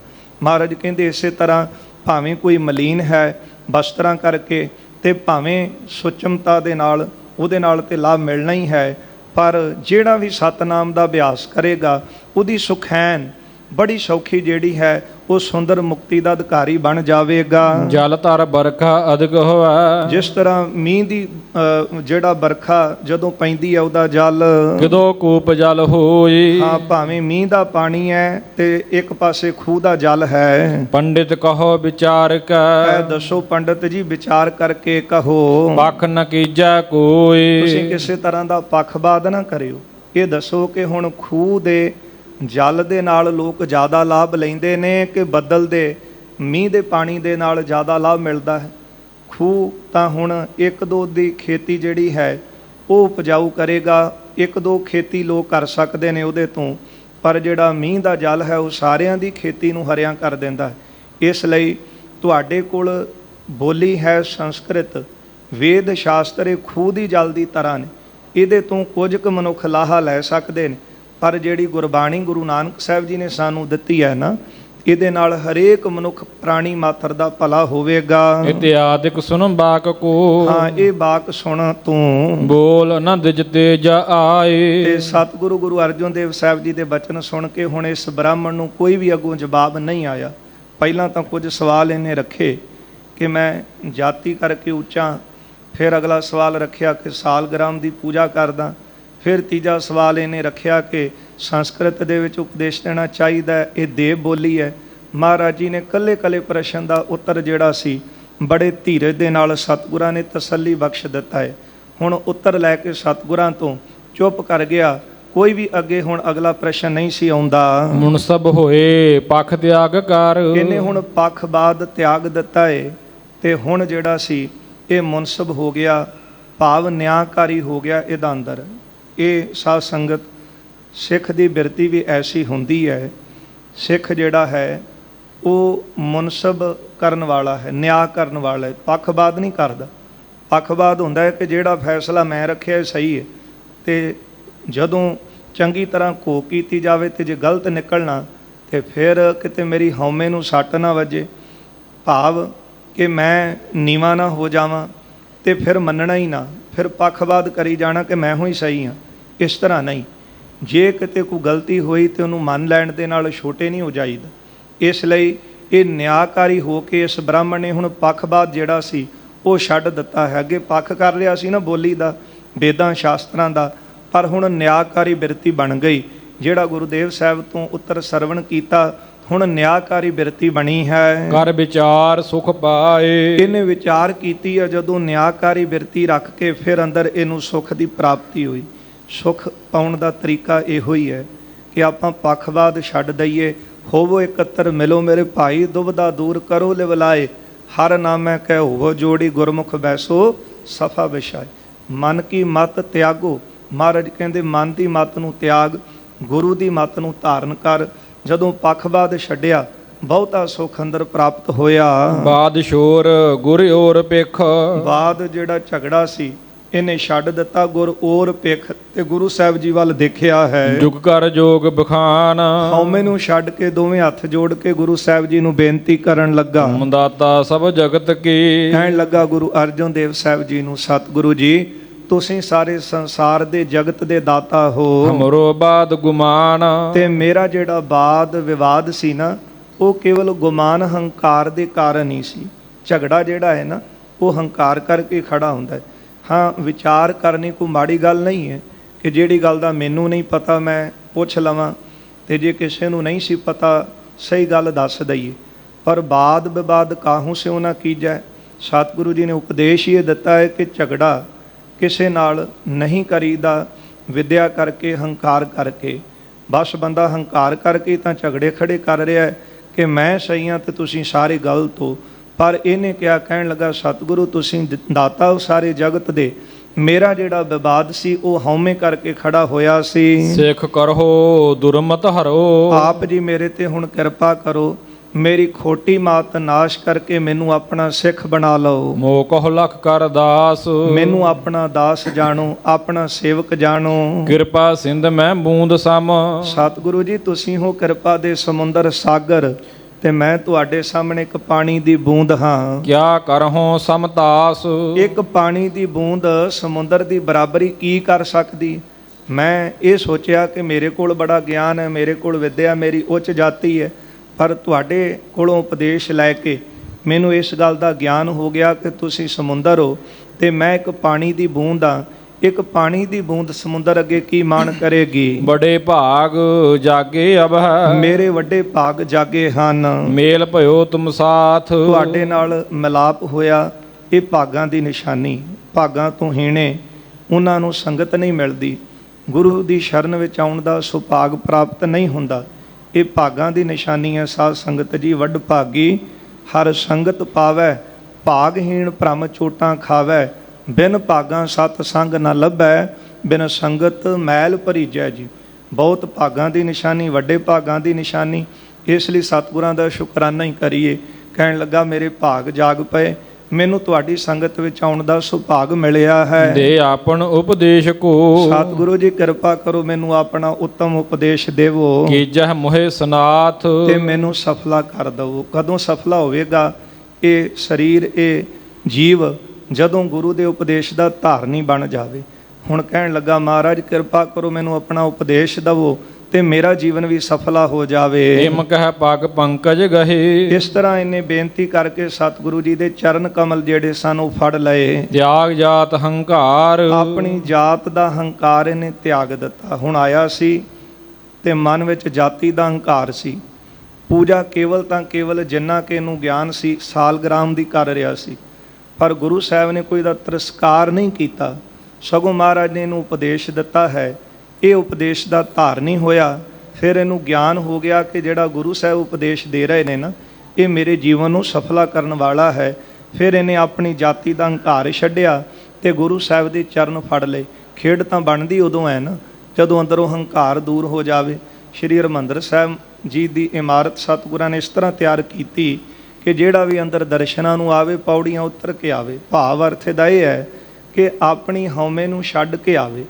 ਗਿਆਨ ਦੀ ਹਉਮੈ, ਗੁਣਾਂ ਦੀ ਹਉਮੈ, ਵਿਦਿਆ ਦੀ ਹਉਮੈ, ਧਨ ਦੀ ਹਉਮੈ, ਇਸੇ ਤਰ੍ਹਾਂ ਅਹੁਦਿਆਂ ਦੀ ਹਉਮੈ, ਇਹ ਸਾਰੀ ਹਉਮੈ ਨੂੰ ਛੱਡ ਕੇ ਫਿਰ ਗੁਰੂ ਦੀ ਸ਼ਰਨ ਆਵੇ, ਫਿਰ ਗੁਰੂ ਦੇ ਉਪਦੇਸ਼ ਦਾ ਧਾਰਨੀ ਹੁੰਦਾ ਹੈ। ਕਹਿਣ ਲੱਗਾ ਮਹਾਰਾਜ ਮੈਂ ਛੱਡਿਆ ਆਪਣੀ ਜਾਤੀ ਦਾ ਹੰਕਾਰ। ਇਹ ਵੀ ਕੋੜ ਇੱਕ ਚੰਬੜਿਆ ਸੀ ਜਿਹੜਾ ਮੈਨੂੰ ਤੁਹਾਡਾ ਉਪਦੇਸ਼ ਨਹੀਂ ਸੀ ਲੈਣ ਦਿੰਦਾ।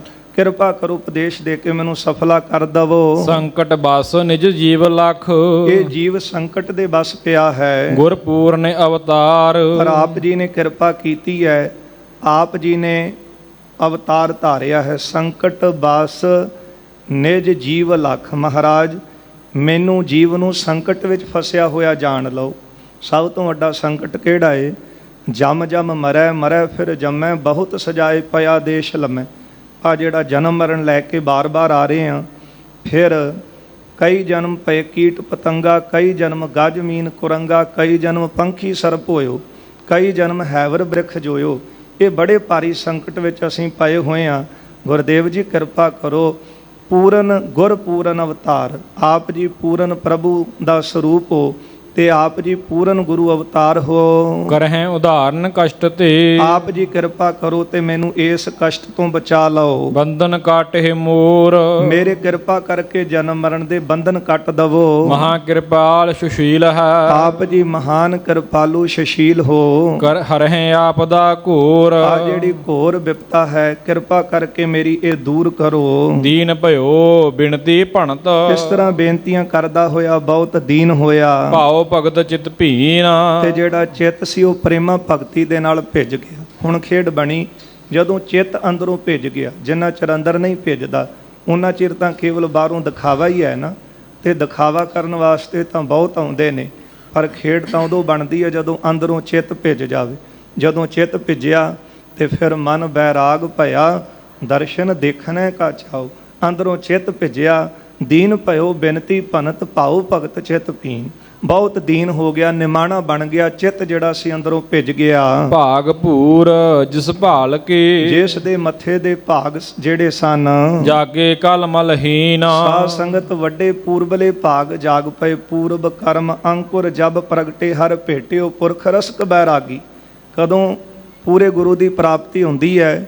ਜਦੋਂ ਪੂਰਬਲੇ ਵੱਡੇ ਭਾਗ ਜਾਗ ਪੈਣ ਤੇ ਪੂਰਬਲੇ ਮੱਥੇ ਦੇ ਭਾਗ ਜਾਗੇ ਤੇ ਫਿਰ ਕਲਮਲਹੀਨ ਸਾਰੇ ਜਿਹੜੇ ਪਾਪ ਸੀ ਉਹ ਨਾਸ਼ ਹੋ ਗਏ। ਸ੍ਰੀ ਸਤਿਗੁਰ ਅਰਜਨ ਭਣਿਓ, ਸੁਣ ਕੇ ਇਸ ਦੀ ਗੱਲ ਗੁਰੂ ਅਰਜਨ ਦੇਵ ਸਾਹਿਬ ਜੀ ਕਹਿਣ ਲੱਗੇ, ਤੁਮ ਉੱਤਮ ਦਿਜ ਜਾਤ। ਮਹਾਰਾਜ ਕਹਿੰਦੇ ਤੁਹਾਡੀ ਜਾਤੀ ਉੱਤਮ ਹੈ, ਕਿਉਂਕਿ ਜਾਤੀ ਕਰਕੇ ਜਿਹੜਾ ਬ੍ਰਾਹਮਣ ਸੀ ਇਹ ਉੱਤਮ ਮੰਨਿਆ ਸੀ।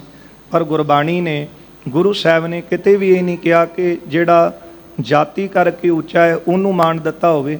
ਇੱਥੇ ਤਾਂ ਮਾਣ ਉਹਨੂੰ ਮਿਲਿਆ ਜਿਹਨੇ ਪਰਮੇਸ਼ਰ ਵਾਹਿਗੁਰੂ ਜੀ ਦੀ ਭਗਤੀ ਕੀਤੀ, ਸਿਮਰਨ ਕੀਤਾ ਹੈ।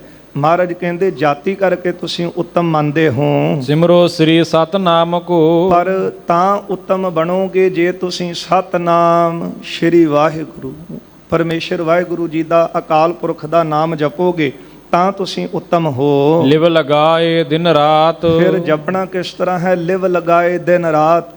ਦਿਨ ਰਾਤ ਉਸ ਵਿੱਚ ਆਪਣੀ ਸੁਰਤ ਨੂੰ ਜੋੜ ਕੇ ਰੱਖਣਾ।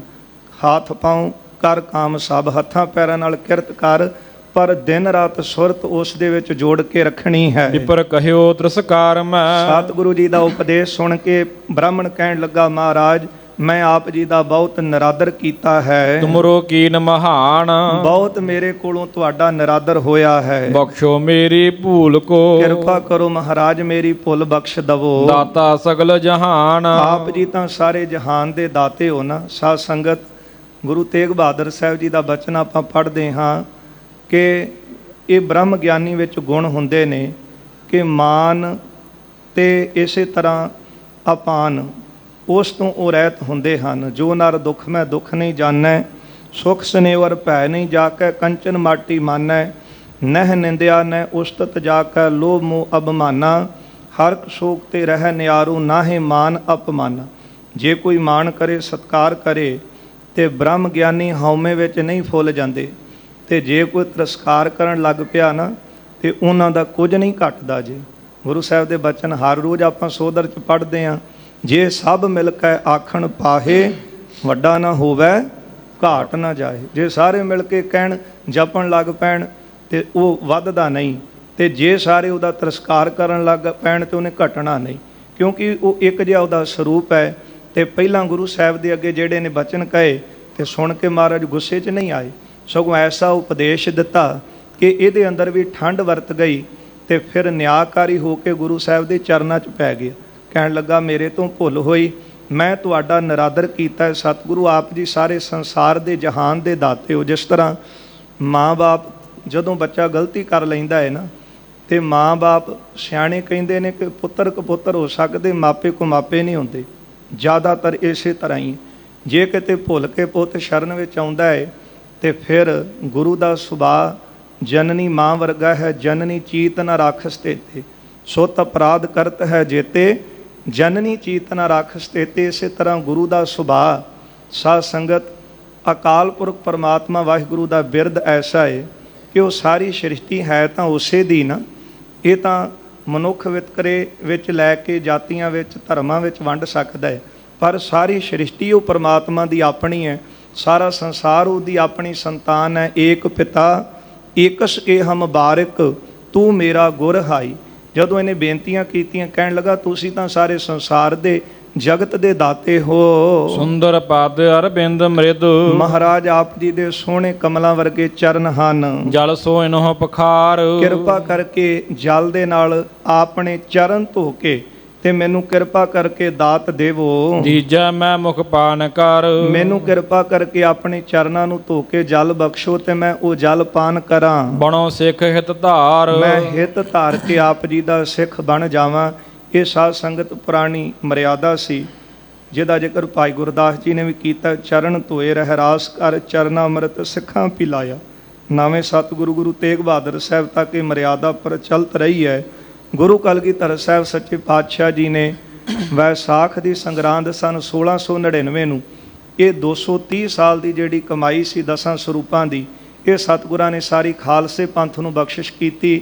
ਖੰਡੇ ਬਾਟੇ ਦੀ ਖੰਡੇ ਦੀ ਪੌਲ ਦੇ ਕੇ, ਪ੍ਰਥਮ ਰਹਿਤ ਜੇ ਜਾਨ ਖੰਡੇ ਕੀ ਪੌਲ ਛਕੈ, ਸੋਈ ਸਿੰਘ ਪ੍ਰਧਾਨ ਅਵਰ ਪਾਹੁਲ ਜੋ ਨਾ ਲਏ। ਫਿਰ ਇਹ ਮਰਿਆਦਾ ਗੁਰੂ ਸਾਹਿਬਾਨਾਂ ਵੇਲੇ ਚੱਲਦੀ ਸੀ। ਪਹਿਲਾਂ ਇਹਨੇ ਬੇਨਤੀ ਕੀਤੀ, ਮਹਾਰਾਜ ਆਪਣੇ ਸੋਹਣੇ ਚਰਨ ਕਮਲ, ਜਲ ਜਿਹੜਾ ਸੀ ਚਰਨਾਂ ਦਾ, ਉਹ ਕਿਰਪਾ ਕਰਕੇ ਮੈਨੂੰ ਬਖਸ਼ੋ, ਮੈਂ ਆਪ ਜੀ ਦਾ ਸਿੱਖ ਬਣ ਜਾਵਾਂ। ਸ੍ਰੀ ਗੁਰੂ ਅਰਜੁਨ ਦੇਵ ਨੇ, ਧੰਨ ਗੁਰੂ ਅਰਜੁਨ ਦੇਵ ਸਾਹਿਬ ਜੀ ਨੇ ਜਾਣਿਓ ਸ਼ਰਧਾ ਮਾਹੀ, ਜਦੋਂ ਇਸ ਦੇ ਹਿਰਦੇ ਦੀ ਸ਼ਰਧਾ ਦੇਖੀ ਹੈ, ਚਰਨਾ ਅੰਮ੍ਰਿਤ ਦੇ ਦਾਸ ਕੀਏ। ਸਤਿਗੁਰੂ ਜੀ ਨੇ ਚਰਨਾ ਅੰਮ੍ਰਿਤ ਦੇ ਕੇ, ਚਰਨ ਪੌਲ ਦੇ ਕੇ ਇਹਨੂੰ ਆਪਣਾ ਦਾਸ ਬਣਾਇਆ। ਕਿਉਂਕਿ ਪਹਿਲਾਂ ਇਹਦੇ ਅੰਦਰ ਸ਼ਰਧਾ ਪੈਦਾ ਹੋਈ, ਇਹਦਾ ਮਨ ਅੰਦਰੋਂ ਭਿੱਜਾ ਗੁਰੂ ਦੀਖਿਆ ਲੈਣ ਵਾਸਤੇ, ਚਰਨਾ ਅੰਮ੍ਰਿਤ ਲੈਣ ਵਾਸਤੇ। ਇਉਂ ਨਹੀਂ ਕਿਤੇ ਫੜ ਕੇ ਕਿਹਾ ਕਿ ਤੂੰ ਛਕ ਲੈ, ਇਸ ਤਰ੍ਹਾਂ ਨਹੀਂ। ਪਹਿਲਾਂ ਸਤਿਗੁਰੂ ਸਾਹਿਬ ਜੀ ਨੇ ਇਹਨੂੰ ਉਪਦੇਸ਼ ਦਿੱਤਾ, ਇਹ ਅਧਿਕਾਰੀ ਬਣਿਆ। ਜਦੋਂ ਅਧਿਕਾਰੀ ਬਣਿਆ ਤੇ ਫਿਰ ਮਹਾਰਾਜ ਜੀ ਨੇ ਇਹਨੂੰ ਚਰਨ ਪੌਲ ਦਿੱਤੀ ਹੈ, ਇਹਨੂੰ ਆਪਣਾ ਸਿੱਖ ਬਣਾਇਆ। ਸਭ ਬੇਕਾਰ ਹਰ ਤਾਹੇ, ਸਾਰੇ ਜਿਹੜੇ ਬਕਾਰ ਸਨ ਫਿਰ ਹਰ ਤਾਹੇ ਇਹਦੇ ਅੰਦਰੋਂ ਦੂਰ ਕਰ ਦਿੱਤੇ। ਇਹ ਚਰਨ ਪੌਲ ਦੀ, ਖੰਡੇ ਬਾਟੇ ਦੀ ਪੌਲ ਵਿੱਚ ਤਾਕਤ ਹੈ। ਪਰ ਜੇ ਸਿੱਖ ਗੁਰੂ ਦਾ ਬਣ ਜਾਵੇ, ਗੁਰੂ ਦਾ ਉਪਦੇਸ਼ ਦਾ ਧਾਰਨੀ ਹੋ ਜਾਵੇ, ਜਿਸ ਤਰ੍ਹਾਂ ਸਤਿਗੁਰਾਂ ਨੇ ਇਹਦੇ ਤੇ ਰਹਿਮਤਾਂ ਕੀਤੀਆਂ, ਅੱਜ ਵੀ ਜੇ ਗੁਰੂ ਕਾ ਸਿੱਖ ਖੰਡੇ ਬਾਟੇ ਦੀ ਪੌਲ ਲੈ ਕੇ ਰਹਿਤ ਦਾ ਧਾਰਨੀ ਹੋਵੇ, ਗੁਰੂ ਦੇ ਉਪਦੇਸ਼ ਦਾ ਧਾਰਨੀ ਹੋਵੇ, ਇਹ ਅੰਮ੍ਰਿਤ ਵਿੱਚ ਵੀ ਇੰਨੀ ਤਾਕਤ ਹੈ। ਜਿਸ ਅੰਮ੍ਰਿਤ ਦੀ ਘੁੱਟ ਅੰਦਰ ਗਏ ਤੇ ਬਾਬਾ ਦੀਪ ਸਿੰਘ ਸਾਹਿਬ ਆਪਣਾ ਸੀਸ ਤਲੀ ਤੇ ਧਰ ਕੇ ਕਈ ਕੋ ਪੈਦਲ ਚੱਲ ਕੇ ਇੱਥੇ ਆਏ ਹਨ। ਇਹ ਅੰਮ੍ਰਿਤ ਦੀ ਤਾਂ ਸਾਰੀ ਤਾਕਤ ਹੈ। ਜਦੋਂ ਨਾਦਰ ਨੇ ਪੁੱਛਿਆ ਸੀ ਕਿ ਇਹਨਾਂ ਕੋਲ ਕਿਹੜੀ ਤਾਕਤ ਹੈ, ਤੇ ਫਿਰ ਉਸ ਵੇਲੇ ਦੂਤ ਦੱਸਦੇ ਸਨ, ਮੁਰਸ਼ਦ ਇਨਕਾ ਬਲੀ ਭਇਓ ਹੈ, ਇਨਕੋ ਆਬੇ ਹਯਾਤ ਦਿਓ ਹੈ, ਗਜਬ ਅਸਰ ਤਿਸਕਾ ਹਮ ਦੇਖਾ, ਬੁਜ਼ਦਲ ਹੋਵਤ ਸ਼ੇਰ ਬਸ਼ੇਖਾ। ਪਰ ਜੇ ਗੁਰੂ ਨੂੰ ਸਮਰਪਿਤ ਹੋ ਕੇ, ਗੁਰੂ ਦੇ ਉਪਦੇਸ਼ ਦਾ ਧਾਰਨੀ ਹੋ ਕੇ ਪਉ ਲਈ ਹੋਵੇ, ਤੇ ਫਿਰ ਕਿਸ ਤਰ੍ਹਾਂ ਕੋਈ ਪਾਪ ਅੰਦਰ ਰਹਿ ਜਾਣ। ਸਾਰੇ ਹੀ ਪਾਪ ਜਿਹੜੇ ਅੰਦਰੋਂ ਨਾਸ਼ ਹੋ ਗਏ। ਲਿਵ ਲਾਗੀ ਸਤਨਾਮ ਸੋ, ਸਤਨਾਮ ਜਪਣ ਦੇ ਵਿੱਚ ਆਪਣੀ ਜਿਹੜੀ ਸੁਰਤ ਸੀ ਇਹਨੇ ਜੋੜ ਲਈ ਹੈ। ਰਸਨਾ ਨੇ ਰਸ ਪਾਏ, ਹੁਣ ਰਸਨਾ ਨੇ ਰਸ ਪਾਏ। ਹਾਲੇ ਤਾਂ ਰਸਨਾ ਰਸੀਲੀ ਨਾਹੀਂ ਬੇਨਤੀ ਬਖਾਨੂ ਕੈਸੇ। ਹਲੇ ਤਾਂ ਰਸਨਾ ਦੇ ਨਾਲ ਮਾੜਾ ਖਾਣਾ, ਮਾੜਾ ਬੋਲਣਾ, ਜਦੋਂ ਬਿਰਤੀ ਹੀ ਮਾੜੀ ਰੱਖਣੀ ਤੇ ਫਿਰ ਰਸਨਾ ਰਾਹੀਂ ਵੀ ਕੂੜ ਹੀ ਬਾਹਰ ਆਉਣਾ ਹੈ। ਪਰ ਜਦੋਂ ਗੁਰੂ ਦੇ ਉਪਦੇਸ਼ ਦਾ ਸਿੱਖ ਧਾਰਨੀ ਹੋ ਜਾਵੇ ਤੇ ਫਿਰ ਰਸਨਾ ਜਿਹੜੀ ਹੈ ਨਾ ਉਹ ਇੰਨੀ ਕੁ ਰਸੀਲੀ ਹੋ ਜਾਂਦੀ ਹੈ, ਫਿਰ ਉਹਨਾਂ ਦੀ ਰਸਨਾ ਤੋਂ ਫਿੱਕੇ ਬੋਲ ਨਹੀਂ ਨਿਕਲਦੇ। ਗੁਰੂ ਅਰਜਨ ਦੇਵ ਸਾਹਿਬ ਸੱਚੇ ਪਾਤਸ਼ਾਹ ਮਿੱਠ ਬੋਲੜਾ ਜੀ, ਹਰ ਸੱਜਣ ਸੁਆਮੀ ਮੋਰਾ, ਹਉ ਸੰਭਲ ਥੱਕੀ ਜੀ, ਉਹ ਕਦੇ ਨਾ ਬੋਲੇ ਕੌਰਾ। ਇਸੇ ਤਰ੍ਹਾਂ ਗੁਰੂ ਸਾਹਿਬ ਨੇ ਚਰਨ ਪੌਲ ਦਿੱਤੀ, ਨਾਮ ਦੇ ਵਿੱਚ ਸੁਰਤ ਜੁੜੀ ਅਤੇ ਰਸਨਾ ਜਿਹੜੀ ਸੀ ਉਹ ਰਸਦਾਇਕ ਹੋ ਗਈ। ਅਧਿਕਾਰੀ ਭਾ ਗਿਆਨ ਕੋ, ਸਾਧ ਸੰਗਤ ਜੀ ਗਿਆਨ ਦਾ ਅਧਿਕਾਰੀ ਹੋ ਗਿਆ। ਸ੍ਰੀ ਗੁਰੂ ਕਰੁਣਾ ਪਾਏ, ਸਤਿਗੁਰੂ ਗੁਰੂ ਅਰਜਨ ਦੇਵ ਸਾਹਿਬ ਜੀ ਦੀ ਕਿਰਪਾ ਪਾ ਕੇ ਚਾਰ ਪਦਾਰਥ ਪਾਏ ਕਾ। ਜਦੋਂ ਗੁਰੂ ਸਾਹਿਬ ਨੇ ਕਿਰਪਾ ਕੀਤੀ, ਗਿਆਨ ਦਾ ਅਧਿਕਾਰੀ ਬਣਾ ਦਿੱਤਾ। ਗਿਆਨ ਦਾ ਅਧਿਕਾਰੀ, ਗਿਆਨ ਇੱਕ ਦੀਵੇ ਦੀ ਤਰ੍ਹਾਂ ਹੈ ਤੇ ਦੀਵਾ ਜਗਾਉਣ ਵਾਲਾ ਹੈ ਪੂਰਾ ਗੁਰੂ। ਗੁਰੂ ਦਾ ਅਰਥ ਹੀ ਇਹ ਹੈ, ਗੋ ਦਾ ਅਰਥ ਹੈ ਹਨੇਰਾ, ਰੂ ਦਾ ਅਰਥ ਹੈ ਪ੍ਰਕਾਸ਼। ਜਿਹੜਾ ਹਨੇਰੇ ਦੇ ਵਿੱਚ ਚਾਨਣ ਕਰ ਦਵੇ ਨਾ ਉਹਨੂੰ ਕਿਹਾ ਜਾਂਦਾ ਹੈ ਗੁਰੂ।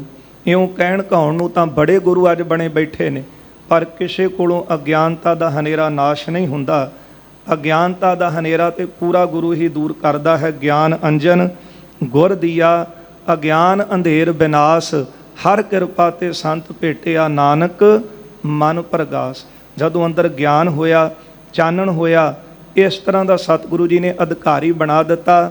ਤੇ ਫਿਰ ਉਹ ਖੇਡ ਬਣੀ ਹੈ ਅੰਦਰ ਕਿ ਫਿਰ ਚਾਰ ਪਦਾਰਥ ਪਾਏ ਕੈ, ਚਾਰੇ ਪਦਾਰਥ ਇਹਨੂੰ ਪ੍ਰਾਪਤ ਹੋ ਗਏ। ਦਿਜਬਰ ਭਇਓ ਨਿਹਾਲ, ਇਹ ਜਿਹੜਾ ਦਿਜਬਰ ਸੀ ਬ੍ਰਾਹਮਣ ਨਿਹਾਲ ਹੋ ਗਿਆ। ਨਿਹਾਲ ਨਿਹਾਲ ਨਿਹਾਲ ਹੋਇਆ ਗੁਰੂ ਦੀ ਸ਼ਰਨ ਵਿੱਚ ਆ ਕੇ। ਇਸੇ ਤਰ੍ਹਾਂ ਗੁਰ ਸੰਗਤ ਜੀ, ਆਪਾਂ ਗੁਰੂ ਦੇ ਚਰਨਾਂ ਵਿੱਚ ਆਉਂਦੇ ਆ ਨਾ, ਤੇ ਗੁਰੂ ਦੇ ਚਰਨਾਂ ਵਿੱਚ ਇਹ ਬੇਨਤੀ ਕਰੀਏ ਕਿ ਸਤਿਗੁਰੂ ਕਿਰਪਾ ਕਰੋ, ਤੁਰ ਉੱਠ ਕੇ ਸਾਨੂੰ ਵੀ ਆਪਣਾ ਉਪਦੇਸ਼ ਦੇਵੋ, ਤੇ ਜਿਹੜਾ ਉਪਦੇਸ਼ ਆਪ ਦੇਨੇ ਉਹ ਬਚਨਾਂ ਦੀ ਆਪਾਂ ਕਮਾਈ ਕਰ ਸਕੀਏ। ਜਿਸ ਤਰ੍ਹਾਂ ਇਹਨੂੰ ਸਤਿਗੁਰੂ ਜੀ ਨੇ ਨਿਹਾਲ ਕੀਤਾ, ਸਾਡਾ ਵੀ ਜੀਵਨ ਇਸ ਤਰ੍ਹਾਂ ਦਾ ਬਣ ਜਾਵੇ, ਕੀਮਤੀ ਬਣੇ, ਅਸੀਂ ਵੀ ਜੀਵਨ ਕਰਕੇ ਨਿਹਾਲ ਹੋ ਜਾਈਏ। ਸੁਜਸ ਕਰਤ ਗੁਰ ਕੋ ਸਦਾ, ਸਤਿਗੁਰੂ ਜੀ ਦਾ ਸਦਾ ਹੀ ਜਸ ਗਾਉਣ ਲੱਗਾ। ਮਹਿਮਾ ਲਖੀ ਵਿਸਾਲ, ਇਹਨੇ ਜਾਣ ਲਈ ਕਿ ਗੁਰੂ ਦੀ ਮਹਿਮਾ ਬਹੁਤ ਵੱਡੀ ਹੈ। ਵਿਪਰ ਸੰਗ ਪ੍ਰਸੰਗ ਏਮ, ਇਸ ਤਰ੍ਹਾਂ ਸਾਧ ਸੰਗਤ ਜੀ, ਇਸ ਬ੍ਰਾਹਮਣ ਦੇ ਨਾਲ ਜੋ ਵਾਰਤਾ ਹੋਈ ਹੈ ਉਹ ਕਵੀ ਜੀ ਕਹਿੰਦੇ ਨੇ ਕਿ ਮੈਂ ਇਸ ਪ੍ਰਸੰਗ ਵਿੱਚ ਲਿਖੀ ਹੈ। ਹੋਇਓ ਗੁਰੂ ਕਿਰਪਾਲ, ਜਿਸ ਤਰ੍ਹਾਂ ਗੁਰੂ ਸਾਹਿਬ ਜੀ ਦੇ ਤੇ ਕਿਰਪਾਲੂ ਹੋਏ ਹਨ। ਅਬ ਆਗਲ ਇਤਿਹਾਸ ਕੋ, ਆਓ ਸਾਧ ਸੰਗਤ ਅਗਲੀ ਕਥਾ ਕਵੀ ਜੀ ਕਹਿੰਦੇ ਆਪ ਜੀ ਸਰਵਣ ਕਰੋ। ਸਰੋਤਾ ਸੁਨੋ ਰਸਾਲ, ਹੈ ਸਰੋਤਾ ਜਨੋ ਰਸਦਾਇਕ। ਅੱਗੇ ਗੁਰੂ ਸਾਹਿਬ ਜੀ ਦੀ ਜਿਹੜੀ ਕਥਾ ਹੈ ਉਹ ਆਪ ਜੀ ਸਰਵਣ ਕਰੋ। ਕਿਤਿਕ ਸਮਾਂ ਬੀਤਿਓ ਰਤਹਾਂ, ਕੁਝ ਕੁ ਸਮਾਂ ਇੱਥੇ ਸਤਿਗੁਰਾਂ ਨੇ ਬਤੀਤ ਕੀਤਾ ਹੈ। ਰਹੇ ਗੁਰੂ ਇਸ ਰੀਤ, ਇਸ ਤਰ੍ਹਾਂ ਸਤਿਗੁਰੂ ਜੀ ਅੰਮ੍ਰਿਤਸਰ ਸਾਹਿਬ ਦੀ ਪਾਵਨ ਧਰਤੀ ਤੇ ਮਹਾਰਾਜ ਰੋਜ਼ਾਨਾ ਸਤਿਗੁਰੂ ਜੀ, ਇਹ ਮਹਾਰਾਜ ਦਾ ਨੇਮ ਸੀ ਜਿਹੜਾ ਆਪਾਂ ਪਿੱਛੇ ਸਰਵਣ ਕੀਤਾ ਹੈ। ਮਹਾਰਾਜ ਜੀ ਨੇ ਇਸ ਤਰ੍ਹਾਂ ਸਮਾਂ ਬਤੀਤ ਕੀਤਾ ਹੈ। ਸਿੱਖ ਹੋਏ ਬਹੁ ਆਨਕਾਰ, ਬਹੁਤੇ ਲੋਕ ਆ ਕਰਕੇ ਗੁਰੂ ਕੇ ਸਿੱਖ ਬਣੇ ਹਨ। ਪਗ ਪੰਕਜ ਕਰ ਪ੍ਰੀਤ, ਸਤਿਗੁਰੂ ਜੀ ਦੇ ਚਰਨਾਂ ਕਮਲਾਂ ਦੇ ਨਾਲ ਪ੍ਰੀਤੀ ਕਰਦਿਆਂ ਹੋਇਆਂ ਸ੍ਰੀ ਅੰਮ੍ਰਿਤਸਰ ਕੋ ਨਗਰ, ਸ੍ਰੀ ਅੰਮ੍ਰਿਤਸਰ ਸਾਹਿਬ ਦੀ ਪਾਵਨ ਨਗਰੀ ਹੈ। ਬਹੁਤ ਬਸਾਵਨ ਕੀਨ, ਬਹੁਤ ਸਤਿਗੁਰੂ ਜੀ ਨੇ ਇਸ ਨਗਰੀ ਨੂੰ ਵਸਾਇਆ ਹੈ। ਸਾਧ ਸੰਗਤ ਜੀ, ਇਹ ਉਹ ਨਗਰ ਹੈ, ਪਹਿਲਾਂ ਵੀ ਕਈ ਵਾਰ ਬੇਨਤੀਆਂ ਕੀਤੀਆਂ, ਜਿੱਥੇ ਗੁਰੂ ਰਾਮਦਾਸ ਸਾਹਿਬ ਸੱਚੇ ਪਾਤਸ਼ਾਹ ਜੀ ਨੇ ਆਪਣੇ ਕਰ ਕਮਲਾਂ ਦੇ ਨਾਲ ਇਹ ਸਰੋਵਰ ਦੀ ਆਪ ਸਤਿਗੁਰੂ ਜੀ ਨੇ ਮੋਹਰੀ ਗੱਡੀ ਤੇ ਮਹਾਰਾਜ ਜੀ ਨੇ ਇਹ ਨਗਰ ਵਸਾਇਆ। ਤੇ ਫਿਰ ਇਹ ਸਾਰੀ ਜ਼ਿੰਮੇਵਾਰੀ ਗੁਰੂ ਅਰਜਨ ਦੇਵ ਸਾਹਿਬ ਜੀ ਨੇ ਆਪ ਲੈ ਕੇ ਸੋਹਣੀ ਇਹ ਇਮਾਰਤ ਨਗਰੀ ਦੇ ਵਿੱਚ, ਅੰਮ੍ਰਿਤਸਰ ਦੇ ਵਿੱਚ ਹਰਿਮੰਦਰ ਸਾਹਿਬ ਦੀ ਤਿਆਰ ਕਰਵਾਈ। ਫਿਰ 52 ਤਰ੍ਹਾਂ ਕਿੱਤਿਆਂ ਵਾਲੇ ਜਿਹੜੇ ਵਪਾਰੀ ਸਨ ਉਹਨਾਂ ਨੂੰ ਲਿਆ ਕੇ ਸਤਿਗੁਰਾਂ ਨੇ ਇੱਥੇ ਬਿਠਾਇਆ। ਕਿਉਂ ਮਹਾਰਾਜ ਜੀ ਨੇ ਇਹ ਨਗਰੀ ਸੋਹਣੀ ਅੰਮ੍ਰਿਤਸਰ ਦੀ ਆਪ ਵਸਾਈ ਹੈ। ਸੇਵਾ ਸ੍ਰੀ ਗੁਰਦੇਵ ਕੋ, ਸਾਰੇ ਗੁਰੂ ਸਾਹਿਬ ਦੇ ਚਰਨਾਂ ਦੀ ਸੇਵਾ ਕਰਦੇ ਨੇ। ਅਹੰ ਮੇਵ ਤੇ ਹੀਨ, ਤੇ ਕੌਣ ਸੇਵਕ ਸੇਵਾ ਦਾ ਅਧਿਕਾਰੀ ਹੈ? ਜਿਹੜਾ ਅਹੰ ਮੇਵ ਤੇ ਹੀਨ। ਅਹੰ ਮੇਵ ਤੋਂ ਭਾਵ ਹੁੰਦਾ ਹੈ ਹੰਕਾਰ, ਹੰਕਾਰ ਤੋਂ ਹੀਣਾ ਹੈ। ਕਿਉਂਕਿ ਸੇਵਾ ਕਰਨ ਦੇ ਨਾਲ ਅੰਦਰ ਨਿਮਰਤਾ ਹੁੰਦੀ ਹੈ। ਨਿਮਰਤਾ ਵਾਲਾ ਹਿਰਦਾ ਪਵਿੱਤਰ ਹੋ ਜਾਂਦਾ ਹੈ। ਪਵਿੱਤਰ ਹਿਰਦੇ ਅੰਦਰ ਹੀ ਗੁਰੂ ਦਾ ਉਪਦੇਸ਼ ਟਿਕਦਾ ਹੈ। ਪਰ ਜੇ ਅੰਦਰ ਹਉਮੈ ਹੈ ਤੇ ਕੇਵਲ ਦਿਖਾਵੇ ਮਾਤਰ ਕਹਿ ਰਹੇ ਹਾਂ ਕਿ ਅਸੀਂ ਸੇਵਾ ਇੰਨੀ ਕੀਤੀ, ਉਹ ਸੇਵਾ ਦਾ ਲਾਭ ਕੀ ਹੈ? ਕਈ ਵਾਰੀ ਦੇਖਣ ਨੂੰ ਮਿਲਦਾ ਹੈ ਕਿ ਆਪਾਂ ਵੀ ਕਈ ਵਾਰੀ ਉੱਥੇ ਜਾ ਕੇ ਖੜੇ ਹੁੰਨੇ ਆ ਜਿੱਥੇ 4 ਬੰਦੇ ਦੇਖਦੇ ਹੋਣ ਕਿ ਅਸੀਂ ਸੇਵਾ ਕਰ ਰਹੇ ਹਾਂ। ਪਰ ਸਾਧ ਸੰਗਤ, ਸੇਵਾ ਗੁਰੂ ਅਮਰਦਾਸ ਸਾਹਿਬ ਸੱਚੇ ਪਾਤਸ਼ਾਹ ਜੀ ਨੇ ਆ ਕੇ ਉਹ ਲਈ ਗੁਰੂ ਦਰਬਾਰ ਦੀ, ਜਿਹੜੀ ਸੇਵਾ ਸਭ ਤੋਂ ਜ਼ਿਆਦਾ ਕਠਿਨ ਸੀ। ਇਸੇ ਤਰ੍ਹਾਂ ਉਹ ਸੇਵਾਵਾਂ ਭਾਈ ਕਨ੍ਹਈਆ ਜੀ ਨੇ ਕੀਤੀਆਂ ਜਿਹੜੀਆਂ ਬਹੁਤ ਕਠਿਨ ਸਨ। ਭਾਈ ਮੰਝ ਜੀ ਨੇ ਉਹ ਸੇਵਾ ਲਈ ਜਿਹੜੀ ਉਸ ਵੇਲੇ ਸਭ ਤੋਂ ਜ਼ਿਆਦਾ ਕਠਿਨ ਸੀ। ਇਸ ਲਈ ਸੇਵਾ ਵੀ ਉਹ ਲਾਭਦਾਇਕ ਹੈ ਜਿਹੜੀ ਸੇਵਾ ਉੱਥੇ ਲੋੜ ਹੋਵੇ, ਜੇ ਉਹ ਕਰੀਏ ਤੇ ਉਹਦੇ ਨਾਲ ਬਹੁਤਾ ਲਾਭ ਪ੍ਰਾਪਤ ਹੁੰਦਾ ਹੈ। ਪਰ ਸੇਵਕ ਦੇ ਅੰਦਰ ਮਾਣ ਨਹੀਂ ਹੁੰਦਾ। ਇਸ ਤਰ੍ਹਾਂ ਗੁਰੂ ਚਰਨਾਂ ਵਿੱਚ ਅਨੇਕਾਂ ਸਿੱਖ ਸੰਗਤਾਂ ਹੁੰਦੀਆਂ ਨੇ, ਆਪਣੇ ਮਾਨ ਨੂੰ ਮੇਟ ਕਰਕੇ ਗੁਰੂ ਦਰ ਦੀਆਂ ਸੇਵਾ ਕਰਦੀਆਂ ਹਨ। ਸੁਦਾ ਸਰੋਵਰ ਏਕ ਦੇਸ਼, ਇਹ ਇੱਕ ਪਾਸੇ ਸ੍ਰੀ ਅੰਮ੍ਰਿਤਸਰ ਸਾਹਿਬ ਪਾਵਨ ਸਥਾਨ ਹੈ, ਦੂਜੀ ਦੇਸ਼ ਨਿਜ ਧਾਮ।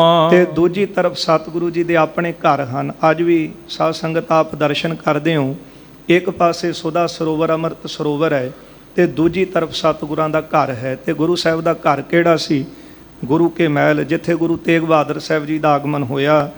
ਇਹੋ ਹੀ ਗੁਰੂ ਰਾਮਦਾਸ ਜੀ ਦਾ ਆਪਣਾ ਘਰ ਰਿਹਾ। ਇਹੋ ਘਰ ਗੁਰੂ ਅਰਜਨ ਦੇਵ ਸਾਹਿਬ ਜੀ ਦਾ, ਸ੍ਰੀ ਗੁਰੂ ਹਰਗੋਬਿੰਦ ਸਾਹਿਬ ਜੀ ਨੇ ਇੱਥੇ ਨਿਵਾਸ ਰੱਖਿਆ। ਤੇ ਗੁਰੂ ਤੇਗ ਬਹਾਦਰ ਸਾਹਿਬ ਦਾ ਆਗਮਨ ਸਥਾਨ ਵੀ ਇਹੋ ਹੀ ਹੈ। ਇੱਕ ਪਾਸੇ ਸੁਦਾ ਸਰੋਵਰ ਅੰਮ੍ਰਿਤ ਸਰੋਵਰ ਹੈ, ਦੂਜੀ ਤਰਫ ਸਤਿਗੁਰਾਂ ਦਾ ਆਪਣਾ ਨਿਵਾਸ ਸਥਾਨ ਗੁਰੂ ਕੇ ਮਹਿਲ ਹਨ। ਰਚਿਓ ਬਾਜ਼ਾਰ ਦੁਕਾਨ ਕਰ, ਤੇ ਵਿਚਕਾਰ ਸਤਿਗੁਰੂ ਜੀ ਨੇ ਬਾਜ਼ਾਰ ਰਚਿਆ। ਉਸ ਬਾਜ਼ਾਰ ਵਿੱਚ ਅਨੇਕਾਂ ਹੀ ਦੁਕਾਨਾਂ ਜਿਹੜੀਆਂ ਸਾਨੂੰ ਤਿਆਰ ਕਰਵਾਈਆਂ। ਅੱਜ ਵੀ ਤੁਸੀਂ ਦੇਖਦੇ ਹੋ, ਜਦੋਂ ਕਿਤੇ ਪੈਦਲ ਬਾਜ਼ਾਰ ਚੋਂ ਨਿਕਲ ਕੇ ਜਾਈਏ ਗੁਰੂ ਕੇ ਮਹਿਲ ਨੂੰ, ਤੇ ਵਿੱਚੋਂ ਆਪਾਂ ਬਾਜ਼ਾਰ ਦੇਖਦੇ ਜਾਂਦੇ ਹਾਂ। ਇਹ ਗੁਰੂ ਕਾਲ ਸਮੇਂ ਹੀ, ਗੁਰੂ ਸਾਹਿਬ ਜੀ ਦੇ ਸਮੇਂ ਹੀ 52 ਕਿੱਤਿਆਂ ਵਾਲੇ ਵਪਾਰੀ ਲਿਆ ਕੇ ਸਤਿਗੁਰਾਂ ਨੇ ਇੱਥੇ ਬਿਠਾਏ ਸੀ। ਤੇ ਇੱਕ ਪਾਸੇ ਗੁਰੂ ਕੇ ਮਹਿਲ, ਇੱਕ ਪਾਸੇ ਸੁਦਾ ਸਰੋਵਰ, ਵਿਚਕਾਰ ਬਾਜ਼ਾਰ ਹੈ ਸੁੰਦਰ। ਹੋਤ ਬਣਜ ਕੋ ਕਾਮ, ਤੇ ਹਰ ਰੋਜ਼ ਇੱਥੇ ਵਪਾਰੀ ਜਿਹੜਾ ਹੈ ਉਹ ਆਪਣਾ ਕੰਮ ਕਰਦੇ ਹਨ। ਧਣੀ ਬਣਕ ਬਹੁ ਬਸੇ ਤਹਾਂ, ਬਹੁਤ ਧਨੀ ਬਹੁਤ ਬਾਣੀ ਇੱਥੇ ਵਸੇ ਹਨ। ਗੁਰ ਕੇ ਬਾਕਣ ਮਾਨ, ਗੁਰੂ ਸਾਹਿਬ ਦਾ ਬਚਨ ਮੰਨ ਕੇ ਮਹਾਰਾਜ ਨੇ ਇਹਨਾਂ ਨੂੰ ਹੁਕਮ ਕੀਤਾ ਸੀ। ਤੇ ਗੁਰੂ ਸਾਹਿਬ ਦੇ ਬਚਨਾਂ ਦੇ ਸਦਕਾ ਇਹਨਾਂ ਨੇ ਇੱਥੇ ਆ ਕੇ ਆਪਣੀਆਂ ਦੁਕਾਨਾਂ ਕੀਤੀਆਂ। ਸੌਦਾ ਲੈ ਸਭ ਭਾਂਤ ਕੋ, ਹਰ ਤਰ੍ਹਾਂ ਦਾ ਸੌਦਾ ਲਿਆ ਕੇ ਪੂਰਨ ਕਰਹਿ ਦੁਕਾਨ। ਆਪਣੀਆਂ ਦੁਕਾਨਾਂ ਵਿੱਚ ਰੱਖਿਆ। ਅੱਜ ਵੀ ਸਾਧ ਸੰਗਤ ਤੁਹਾਨੂੰ ਇੱਥੇ ਬਾਜ਼ਾਰ ਮਿਲ ਜਾਣਗੇ ਕਿ ਨਮਕ ਮੰਡੀ ਹੈ, ਇਸੇ ਤਰ੍ਹਾਂ ਘਿਓ ਮੰਡੀ ਹੈ। ਇਹ ਮੰਡੀਆਂ ਚਲੋ ਬਾਅਦ ਵਿੱਚ ਇੰਨੀਆਂ ਵੱਡੀਆਂ ਬਣੀਆਂ ਹੋਣਗੀਆਂ, ਪਰ ਪਹਿਲਾਂ ਸਤਿਗੁਰਾਂ ਨੇ ਸਾਰੇ ਵਪਾਰੀ, ਸਾਰੇ ਕਿੱਤਿਆਂ ਵਾਲੇ ਲੋਕ ਇੱਥੇ ਲਿਆ ਕੇ ਬਿਠਾਏ ਸੀ। ਉਹਨਾਂ ਦੀਆਂ ਦੁਕਾਨਾਂ ਆਪ ਬਣਵਾ ਕੇ ਦਿੱਤੀਆਂ। ਉਹਨਾਂ ਨੂੰ ਵਪਾਰ ਕਰਨ ਵਾਸਤੇ ਸਤਿਗੁਰਾਂ ਨੇ ਹੁਕਮ ਕੀਤਾ ਹੈ। ਇੱਕ ਦਿਨ ਇਕੱਠੇ ਬਣਕ ਹੋਏ, ਇੱਕ ਦਿਨ ਸਾਰੇ ਵਪਾਰੀ ਅੰਮ੍ਰਿਤਸਰ ਦੇ ਇਕੱਠੇ ਹੋਏ ਹਨ। ਸਭ ਆਏ ਗੁਰ ਪਾਸ, ਸਾਰੇ ਵਪਾਰੀ ਇਕੱਠੇ ਹੋ ਕੇ ਗੁਰੂ ਅਰਜਨ ਦੇਵ ਸਾਹਿਬ ਜੀ ਦੇ ਕੋਲ ਆਏ। ਪ੍ਰਥਮ ਨਮੋ ਕਰ ਕਹਿਤ ਭੇ, ਸਾਰੇ ਵਪਾਰੀਆਂ ਨੇ ਗੁਰੂ ਸਾਹਿਬ ਨੂੰ ਨਮਸਕਾਰ ਕੀਤੀ ਹੈ। ਫਿਰ ਬੇਨਤੀ ਕਰਨ ਲੱਗੇ, ਹੱਥ ਜੋੜੇ ਅਰਦਾਸ, ਹੱਥ ਜੋੜ ਕੇ ਸਤਿਗੁਰਾਂ ਅੱਗੇ ਅਰਦਾਸ ਕੀਤੀ। ਸ੍ਰੀ ਗੁਰੂ ਤੁਮਰੇ ਮਾਨ ਬਚ, ਕਹਿਣ ਲੱਗੇ, ਸਤਿਗੁਰੂ ਜੀ ਤੁਹਾਡੇ ਅਸੀਂ ਬਚਨ ਮੰਨ ਕੇ ਬੈਠੇ ਰਚਿਓ ਬਾਜ਼ਾਰ। ਅਸੀਂ ਇੱਥੇ ਆ ਕੇ ਬੈਠੇ ਹਾਂ। ਤੁਸੀਂ ਸੋਹਣਾ ਬਾਜ਼ਾਰ ਰਚਿਆ, ਬਾਜ਼ਾਰ ਬਣਾਇਆ ਹੈ। ਅਸੀਂ ਇੱਥੇ ਦੁਕਾਨਾਂ ਖੋਲ ਕੇ ਆ ਕੇ ਬੈਠੇ ਹਾਂ। ਨਹੀਂ ਬਣਜ ਕੁਛ ਹੋਤ ਹੈ, ਪਰ ਮਹਾਰਾਜ ਕਈ ਵਾਰੀ ਆਪਾਂ ਦੇਖਦੇ ਹਾਂ ਕਿ ਸਾਡਾ ਵਪਾਰ ਇੱਥੇ ਬਹੁਤਾ ਨਹੀਂ ਚੱਲ ਰਿਹਾ। ਖਾਵਹਿ ਕੁਤੋ ਆਹਾਰ, ਤੇ ਇਹ ਦੱਸੋ ਕਿ ਜੇ ਇਸ ਤਰ੍ਹਾਂ ਸਮਾਂ ਰਿਹਾ ਤੇ ਫਿਰ ਸਾਡੇ ਘਰਾਂ ਦੇ ਵਿੱਚ ਪਕਵਾਨ ਕਿਸ ਤਰ੍ਹਾਂ ਪੱਕੇਗਾ। ਨਹਿ ਗਾਹਕ ਆਵਹਿ ਕਬਹੂ, ਕਈ ਵਾਰੀ ਇਸ ਤਰ੍ਹਾਂ ਹੁੰਦਾ ਹੈ ਕਿ ਗਾਹਕ ਦੁਕਾਨਾਂ ਵਿੱਚ ਨਹੀਂ ਆਉਂਦੇ। ਬਕਹਿ ਵਸਤ ਨਹਿ ਕਾਹੇ, ਤੇ ਸਾਡੀਆਂ ਜਿਹੜੀਆਂ ਵਸਤੂਆਂ ਨੇ, ਸਾਡਾ ਸਮਾਨ ਜਿਹੜਾ ਉਹ ਨਹੀਂ ਵਿਕਦਾ।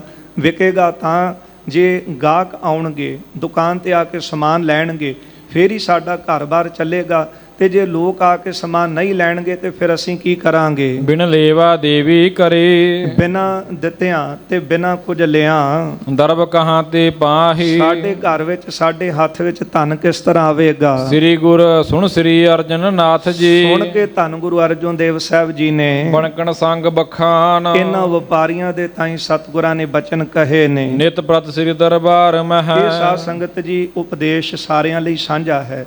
ਤੇ ਇਹ ਉਪਦੇਸ਼ ਅੱਜ ਵੀ ਜਿਹੜੇ ਅੰਮ੍ਰਿਤਸਰ ਦੇ ਵਪਾਰੀ ਨੇ ਨਾ, ਉਹ ਇਹ ਗੁਰੂ ਸਾਹਿਬ ਦਾ ਉਪਦੇਸ਼ ਅੱਜ ਵੀ, ਮਹਾਰਾਜ ਦਾ ਉਪਦੇਸ਼ ਅੱਜ ਵੀ ਕਮਾ ਰਹੇ।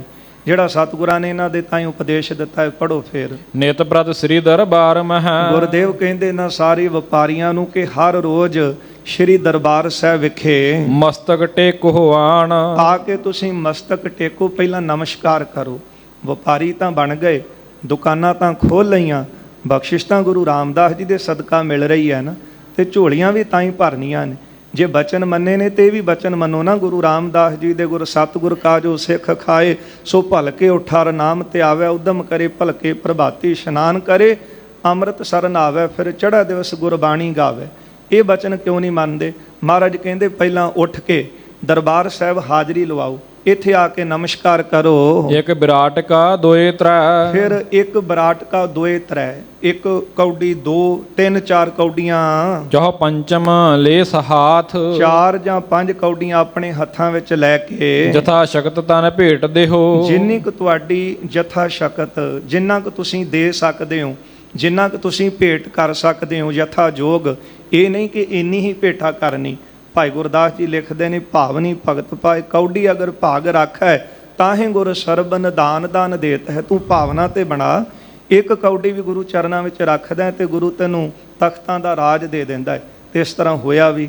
ਬੇਅੰਤ ਪ੍ਰਮਾਣ ਨੇ ਮਹਾਰਾਜ ਕਹਿੰਦੇ 1 2 3 4 5 ਵਿਰਾਟ ਕਾ ਰੁਪਈਏ, ਜਿੰਨੀ ਕੁ ਤੁਹਾਡੀ ਸਮਰੱਥਾ ਹੋਵੇ ਆ ਕੇ ਗੁਰੂ ਚਰਨਾਂ ਵਿੱਚ ਭੇਟ ਕਰੋ। ਭਾਉ ਭਗਤ ਕੇ ਸਾਥ, ਫਿਰ ਕਿਸ ਤਰ੍ਹਾਂ ਭੇਟ ਕਰਨੀ ਹੈ? ਭਾਉ ਭਗਤ ਕੇ ਸਾਥ, ਪ੍ਰੇਮਾ ਭਗਤੀ ਦੇ ਨਾਲ ਆਪਣੇ ਅੰਦਰ ਪ੍ਰੇਮ ਰੱਖਣਾ। ਇਹ ਨਹੀਂ ਬੱਝੋ ਰੁਜੀ ਬੱਧਾ ਚੱਟੀ ਜੋ ਭਰੈ, ਨਾ ਗੁਣ ਨਾ ਉਪਕਾਰ।